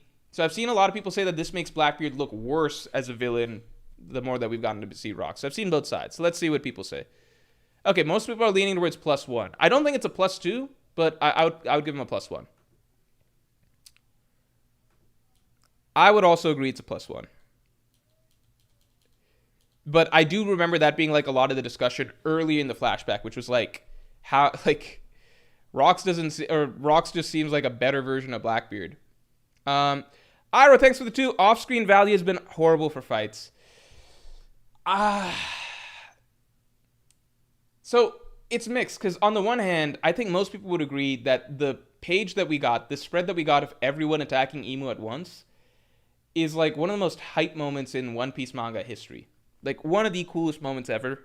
And so surreal. It's like, it's almost more than anyone could have asked for at God Valley. Like, before God Valley, before this flashback happened, if somebody went into chat and was like, at God Valley, like, we better see Rox, Roger, Whitebeard, Garp, Kaido, and Big Mom all teaming up against Emu, using all their signature moves, I think everybody would have fucking laughed at that person and been like, that's fucking ridiculous fan fiction. That's stupid as fuck. Like, why would Oda write that? Like, that's so absurd. That's like the most fan fiction delusional thing. Oda, we would never see something like that.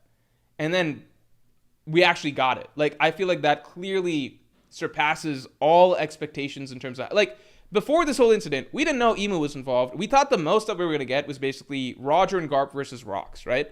That's what we thought was going to be like the main fight. And it still could be with Dami reversing Rox. But now we understand that it's so much more epic than what we were initially pitched, right? So on the one hand, I think that it has surpassed expectations in a sense. But in terms of the amount of action that we're getting here, right? It is pretty limited, but we're still in the middle of it, right? So I think the things that Oda didn't spend too much time on are just things that aren't that important in the grand scheme of things. So like, let's see how these how this stuff plays out before we judge more. At the end of the day, I do feel like as long as you get like Marineford comparable level skirmishes, I'm happy, you know? Like, you know, the amount of action we got between like Whitebeard versus a Kainu or something. That I'm okay with that type of thing, you know? King J, thanks a lot. Bro, love the Rox being ashamed of Blackbeard video. Thank you very much. I thought it was a good video. Doesn't this kind of kill the Rox's souls and Blackbeard theory? Zebek could have changed his morals after defeat. I think it does probably kill that theory. I think it does kill that theory. That was, to be fair, I was definitely on board that theory, for sure. But that was a theory made by, I don't even know who at this point, but it's one that got popularized by a lot of people. That the transplant surgery had happened. I still think it's possible with Davy Jones. Maybe Davy Jones is some, because like Emu seems to consider Rox to be Davy Jones. Maybe some spirit has traveled on through his successive, you know, descendants. Marco Saint, thanks a lot. Damn, very well said, Morge. Thank you, I appreciate it.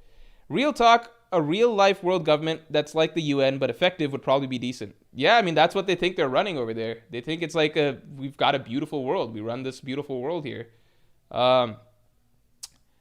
Joseph1209, thanks for the 10. Could Blackbeard's fruit negate the regen of Emu and company? We haven't seen the full extent of the Yami Yami no Mi. Would be oddly satisfying after reading his part in this flashback. I think so. I think there's I think there's 3 weaknesses to Emu's abilities, right? 1, Haki, but I don't think Haki can kill him. The reason being that even when Gaban like cuts up Sommers and stuff like that, and Rox cuts up Garling, they can use Haki to fuck them up and basically put a like almost permanent stall on their regeneration. But they get to stay alive, right? So Haki should be able to be used, like a high enough quantity of Haki should be able to kick Emu's ass, but not kill him. At least that's what it seems like so far, based on like assuming the same stuff as has happened to Sommers, as happened to Garling, etc. applies, right? It's just Emu's got a stronger version of that. You probably need stronger Haki to counter it, right? But I don't think Haki can kill him, because we've seen even Rox can't kill Garling. He can only just give him like really bad wounds that take a long time to regenerate. Same with what Gaban did to Sommers, right? So, with that in mind, right, I think the 2 things that could kill Emu are Yami Yami no Mi or Law doing the Ope Ope no Mi surgery on him again, but this time to undo it or something like that. That's my thoughts.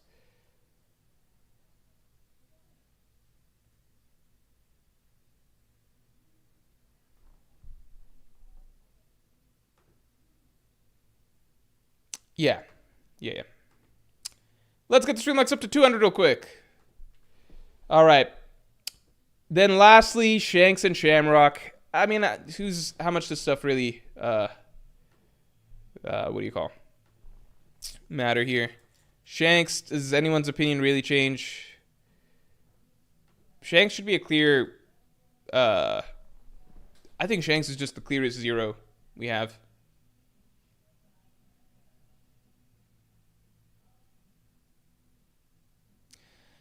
Selwyntan says, Joy Boy's Hockey was so strong that Emu still has PTSD to this day, so definitely Hockey is the answer to Emu, but it must be really strong Hockey. Yeah, that's the thing. And I've seen a lot of people say that, like, but those 6 Hockey attacks, technically 5, Kaido didn't have it yet, but 5 Hockey attacks from top tiers altogether didn't do it.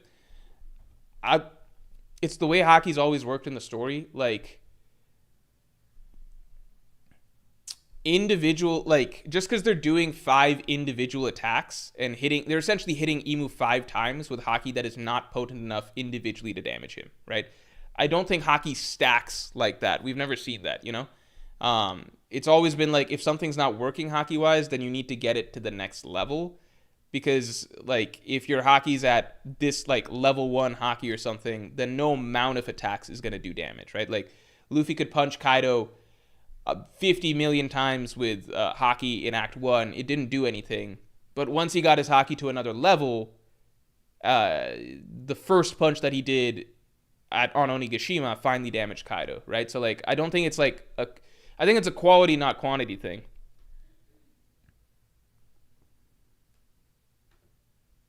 Yeah, I think Shanks is just a 0. I don't know why people are voting +1 unless they just like Shanks. But shouldn't this just... What changed? To me, Shamrock... I think Shamrock changed because I think just... It feels like Shamrock might be decently significant at this point. Just because it does seem like he's being portrayed as, like, this, like, faded counterpart to Shanks, which does elevate him to some level of significance in the story, you know? Shakir, thanks to 10. The same people who hate on Garp... Oh, my God. The same people who hate on Garp forgive Bon Clay despite the fact that he worked for Crocodile. People placing the real world into a character is the same reason people hate Endeavor. Well, Endeavor is a little bit different, I think, because Endeavor, we are actually judging his literal personal actions, whereas I think with Garp, people are more so hating on the fact that he is part of, like, what he represents, which is being part of the Marines, and simply on principle, you are not supposed to be part of this organization, otherwise you're a bad person. So Endeavor, I think, is a little bit different, in my opinion. But yeah.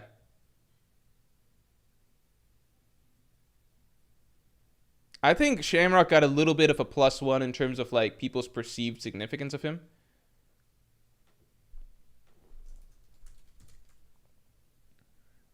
But I might be wrong. He's at least a +1 for me, because, like, before I was like, I don't know. I think just the imagery of consistently seeing him side by side with Baby Shanks, to me, suggests more of a, there's some destined thing that's maybe supposed to happen here or something like that. But most people are leaning 0. I could see that.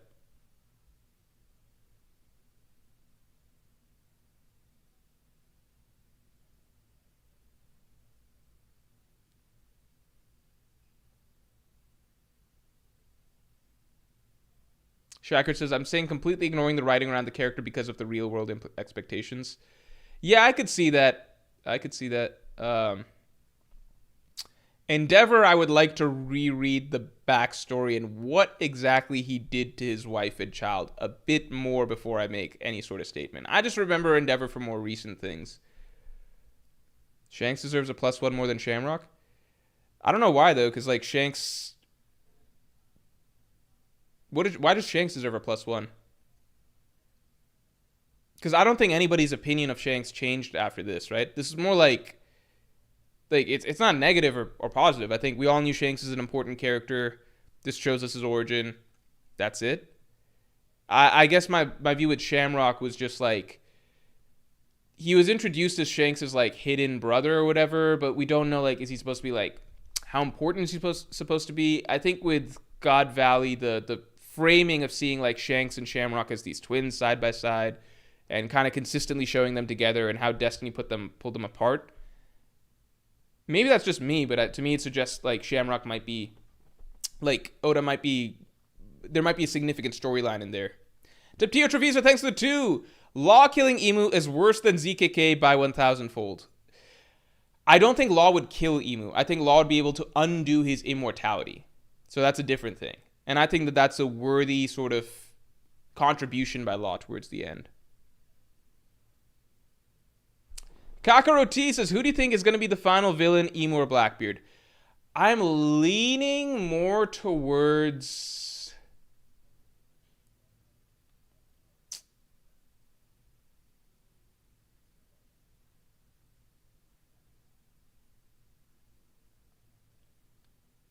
I think I'm leaning more towards Blackbeard slightly, funnily enough, right now, for reasons that'd be very complicated to explain.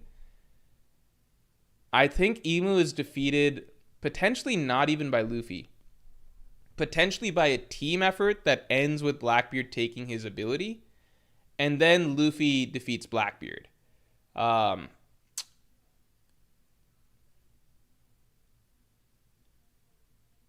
But I need to see the rest of how God Valley shakes out. It's really, really hard to say right now. It's truly very hard to say. I would like to see how the rest of God Valley shakes out.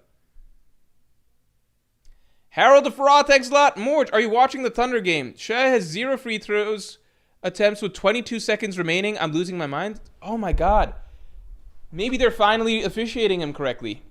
I truly hate the Thunder. I think they're my most hated NBA team of all time. I thought it was like the Celtics. I really disliked the Rockets at one point too, because I really hated James Harden. But my dislike for James Harden, I don't believe is anywhere close to my dislike for Shea. Yeah. Starbright, thanks to the 5. Baby Shanks has more durability than the girl who gave Zoro most of his elves. Deserves a +1. I could see that argument. All right, so people want to give Shamrock a 0. Okay. So, looking at this whole thing. Yeah, looking at this whole thing. By the way, one of the reasons I think it might be team fight versus Emu and then Luffy versus Blackbeard is because I feel like that makes everybody happy. Because, and I do think Oda cares a lot about his side characters, the main side characters. I feel like if Oda goes down that route, then he can do a thing where, you know, everybody's favorites, right? Like Shanks, Dragon, maybe Mihawk, maybe fucking Akainu, like... Maybe that's getting too fanfiction-y. I'm not going to feel afraid of saying something feels too fanfiction-y now after we just got a chapter of Rocks, Roger, Whitebeard, Garp, Kaido, and Big Mom all teaming up against Emu. So, you know what? I'm not going to be afraid to get fanfiction-y because, like, Oda already did something that's so absurd in the story that, like, anything after this sounds almost watered down, right? So, I feel like if Oda also goes a team fight route against Emu, then you can have something like a lot of those main characters from that spread, right? Shanks, Dragon, maybe Akainu, maybe Blackbeard, maybe fucking Mihawk. I think you can do a big sort of team fight for all of the strongest characters in the world of the current generation. And through, like, stacking abilities and stuff, like Blackbeard, obviously, Yami no Mi in there. Because again, I think top level hockey will allow them to fight against Emu, but actually being able to undo the immortality. I think either Blackbeard's Yami no Mi or Law coming in and doing some reverse Ope no Mi surgery or something. I think those are the only two ways to do it. I think that will lead to the defeat of Emu, and I think that sets things up perfectly for a lot of things that we also expect to happen, right? Which is then Blackbeard can take Emu's fruit, become, you know, as powerful as Emu or whatever, or similar. Blackbeard can take the fruit, He might even be, I don't know if he helped in the battle. Maybe he didn't help in the battle. Maybe he swoops in at the end to take the fruit. Who knows? You know, the way Blackbeard works, right? He doesn't like to get into fights, generally speaking, if he feels like he might die in them, right? So maybe Blackbeard steals the fruit. And then at that point, Blackbeard probably powerful enough to oh my god, to kill Shanks, right? Like, and Shanks is probably tired from the battle or whatever. So that's a way that Blackbeard can kill Shanks in a dramatic way. That also, I think Shanks fans would be able to be at peace with, you know? I don't think any Shanks fan is going to be that upset over, like, well, Shanks got to participate in the fight against Emu, but then Blackbeard became, like, the most powerful character in the world and then killed Shanks after, like, Shanks was already tired from a fight or whatever. I think that works. I think this would also, like, Dragon being very tired from the fight with Emu. I think, like, a lot of characters being exhausted or tapped out from the fight with Emu then allows Blackbeard to emerge as a threat that nobody can really handle, and Blackbeard is also now the most powerful character. And then that could lead to Luffy and the Straw Hats defeating Blackbeard and his gang. I think that's a possible route. The other simpler route is just this, which is the other simpler route is just Straw Hats defeat the Blackbeard and the Blackbeard Pirates first, while everybody else is getting, like, the whole Shanks, Dragon, all those other characters are getting team wiped by Emu to establish how powerful Emu is again, and then Luffy comes in and kicks Emu's ass. NeoX7, thanks for the 2. Still time for Metal Gear Solid video. Want to see your reaction. I'm probably going to go eat dinner now. I'm sorry, man. It is pretty late for me. I'm probably going to go eat dinner. Yeah, I'm sorry. But I will watch that video and give you updates on it after I see it. I'll watch the video. I got it pulled up so I can watch it. All right.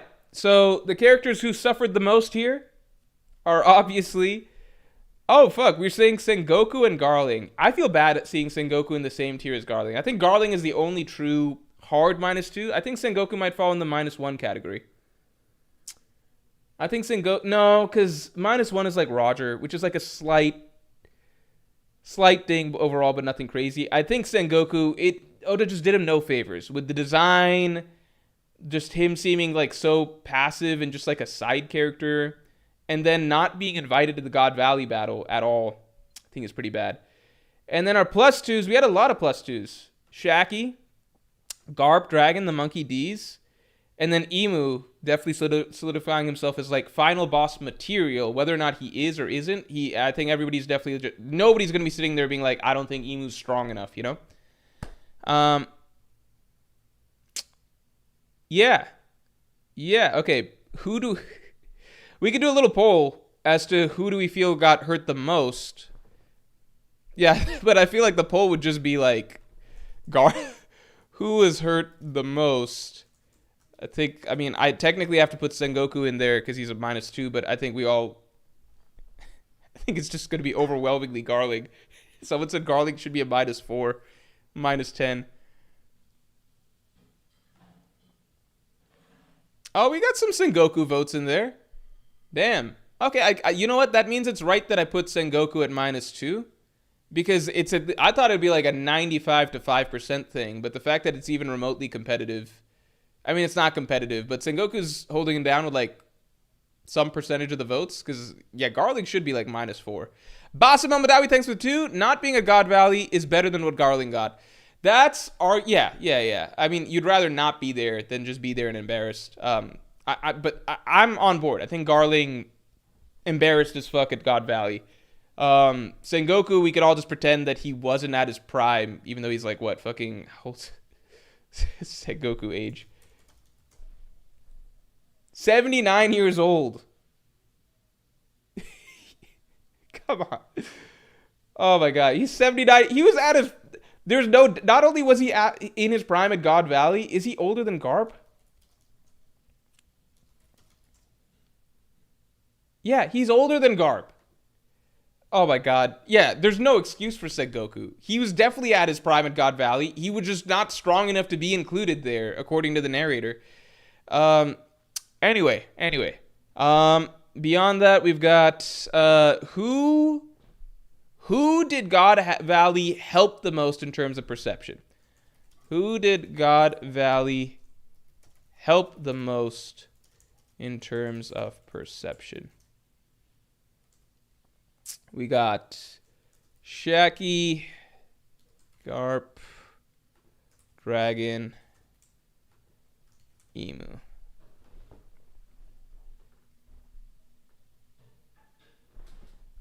I would say for me personally, God Valley helped me. I can't speak for like community perception, right? I would say God Valley for me, community, or not community, but for me personally, I think it helped my perception of Dragon the most. Because Dragon was a character that I did always want to like, but the newspaper stuff really threw me. I was just like, this is dumb as shit. And then him sweating a lot really threw me. But this finally pulled back the curtain pulled back the layers for what Oda's likely trying to go with character-wise for this character, and I really, really love it. Really love it. I could see Dragon being like one of my favorite One Piece characters once it's all said and done. Yeah, I would agree. It did the most for Dragon. Oh, people don't think it did +2 for Emu. Or people do think +2, but like not that high for Emu. I guess because we already all thought Emu's really strong or whatever. This just kind of showed it. All right. Cool. So the opposite ends of the spectrum, Garling and Dragon. Question. Interesting that people say that, because a lot of people have speculated that Dragon, one of his final 1v1, because I do think Dragon will still be involved in the team battle against Emu, assuming there's a team battle. I think his final 1v1, a lot of people, including myself, thought it might be against Garling. Do we still feel that way? Let's see. Will Dragon fight Garling as his main 1v1 opponent later?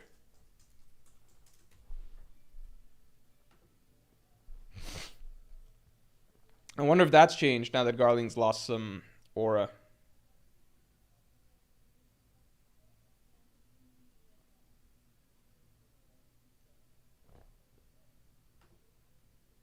All right, it seems like people still like that matchup. Interesting. Gorosei buff will carry hard? Yeah, possibly. Lion says Dragon Stomps, that would be a show-off fight. That could be cool. Yeah. It's kind of like in Skypiea. You guys remember Wiper? So Wiper did fight one of the priests, actually, but I think a lot of people forget about this because it was such a fast fight. Wiper fights Shura and just like takes him out like that. To be fair, he uses the reject dial, but like, you know, you got to use the tools you got. Yeah. Or even like, because like we have these situations of like character that wants to fight the main, like rebelling character that wants to fight the main god, right? It's like Wiper who wanted to fight Enel, but he gets a warm-up match against one of his priests first, and Wiper just like waltzes through that, right, against Shura. At least how I remember it. And then I guess similarly in Dressrosa, you could say like Law is kind of playing that role as like the guy that's really gunning to take down Doflamingo. And so like Law got to take out Virgo and Treble without very much difficulty. You could argue that Kyros was the guy, but I think Oda kind of split Law and Kyros as to two different figures. Because like in other arcs, they would both represent the rebel hero. But Dressrosa seemed like a merging of a lot of ideas. So, like, Law had no... It's one of the reasons I don't consider Dressrosa to be, like, a very coherent or cohesive arc. Because, like, Law's the one that's really spearheading the storyline from the Straw Hat side. But he has no ties to the Dressrosa story whatsoever. So, it's like we're getting two very different stories heading into the climax. Like, one is the story of Dressrosa, but the other is, like, Law's whole storyline. And it's weird because ultimately, like, Law's storyline is the one that Oda really focuses in on at the end. But the Dressrosa one is the one that, like, the entire setting revolves around. So I have a lot of minor issues with the Dressrosa. I think Oda, like, did kind of a patchwork job with that arc, but he did it pretty well, so people don't think of it as a patchwork job. But if you just compare it to, like, something a lot cleaner, in my mind, like Alabasta, or even, like, Wano, you know, then, Like, I think Dressrosa is a much better arc than Wano, personally, but I think at least the ideas behind Wano were more pulled together, which is, like, the nation of Wano is suffering, so we brought in outside help to try and take down Kaido, who has been oppressing us. It's all one storyline. Dressrosa feels like 6 different storylines, which is like, the nation of Dressrosa has been oppressed by the people of, or by Doflamingo and stuff, so we're trying to like rise up and fight back, and like we're Tantadas and like the toy soldier and stuff. But then it's also like, I'm Trafalgar Law, and I don't know jack shit about Dressrosa, but I'm bringing in the Straw Hats because we want to take down Doflamingo because he's a supplier to this other pirate, and that's important. And basically, my story has nothing to do with Dressrosa's story, but we're also mainly going to focus on my story, not Dressrosa's story. And then on top of that, it's also like, well, what about us, the Colosseum fighters? We're not even supposed to be here. We were just invited because we wanted to get the Mera Marinomi, and then we got tricked, and now we're a bunch of toys, and we want answers, goddammit. And whoever saves us will be their followers for life. So then they got their storyline. And then for some reason, Sabo's in there because the Revolutionary Army's doing some shit. So it's like, Dressrosa is a very patchwork job by Oda. It's not a clean storyline by any sort of, like, it's like a bunch of, Oda thought of like several different storylines as to why, like, what should be the primary storyline for taking down Doflamingo, and I think Oda was just like, fuck it, we'll just cram them all together into one thing. Which is why Dressrosa, to me, is still like the most, like, Wano is a very long arc, right? It's 150 chapters. But it all spans, like, you know, like weeks and stuff like that. It's a lengthier storyline. Dressrosa is 100 chapters of an event that takes place essentially in the span of a few hours, like one afternoon, in a very small island. It's like, Dressrosa is one of the smallest islands that the Straw Hats have ever been to. It's a very, very cramped storyline. Like, it's 100 chapters that covers one afternoon in a very small island that you can essentially run from like one end to the other in like in no time, basically. And he threw in together like several different core storylines that, like, you could call 3 different things the main conflict of Dressrosa, and it's all just like, the main gist of it is like defeat Doflamingo, basically. But it's not like a tightly written thing where everything flows together, in my opinion. Again, not to say Dressrosa is bad, because a lot of people like it for a lot of different reasons. But yeah, I think it's just, I view it as one of Oda's, in terms of his larger storylines, I think it's his least cohesive one where everything fits. Herald of Ra, Morge, please, if you do make the second Garp video, try to address us making nuanced arguments against him and not the haters. Also, Morge, if you hate Law so much, why did he used to be your profile picture? If I do the Garp video, keep in mind, the way I talk on stream is more emotional because, like, it's, I'm in the flow of the moment, you know? You get in the flow of the moment. I'm also trying to be somewhat entertaining for viewers, and I know that people like when I get a little bit heated and riled up, but also when you answer the same question, like, many times, and at a certain point, I'm not being, like, very logical or structured with every single thing I'm saying. It's just more, it can be more dismissive, which I agree is not fair. But if I do a video, I will try to be as nuanced as possible. Yeah, I will try to do that. But let's see if I am pushed to do that again, I guess. Bassam El Madawi, thanks for the 5. An idea I've had for a while is a battle royale at Laugh Tale with the 4 Yonko. Sanji versus Crocodile, Zoro versus Mihawk, and Luffy and Shanks and Blackbeard. That is a really interesting idea. I do think that that is very possible, because I have thought in the past, like, what if the idea behind Cross Guild is, like, Zoro, like, Cross Guild is essentially, like, I've thought about this before. What if, because I just view the, so often I've been trying to think of, like, ways that Zoro and Sanji's final opponents aren't like fucking Shiryu and Burgess, right?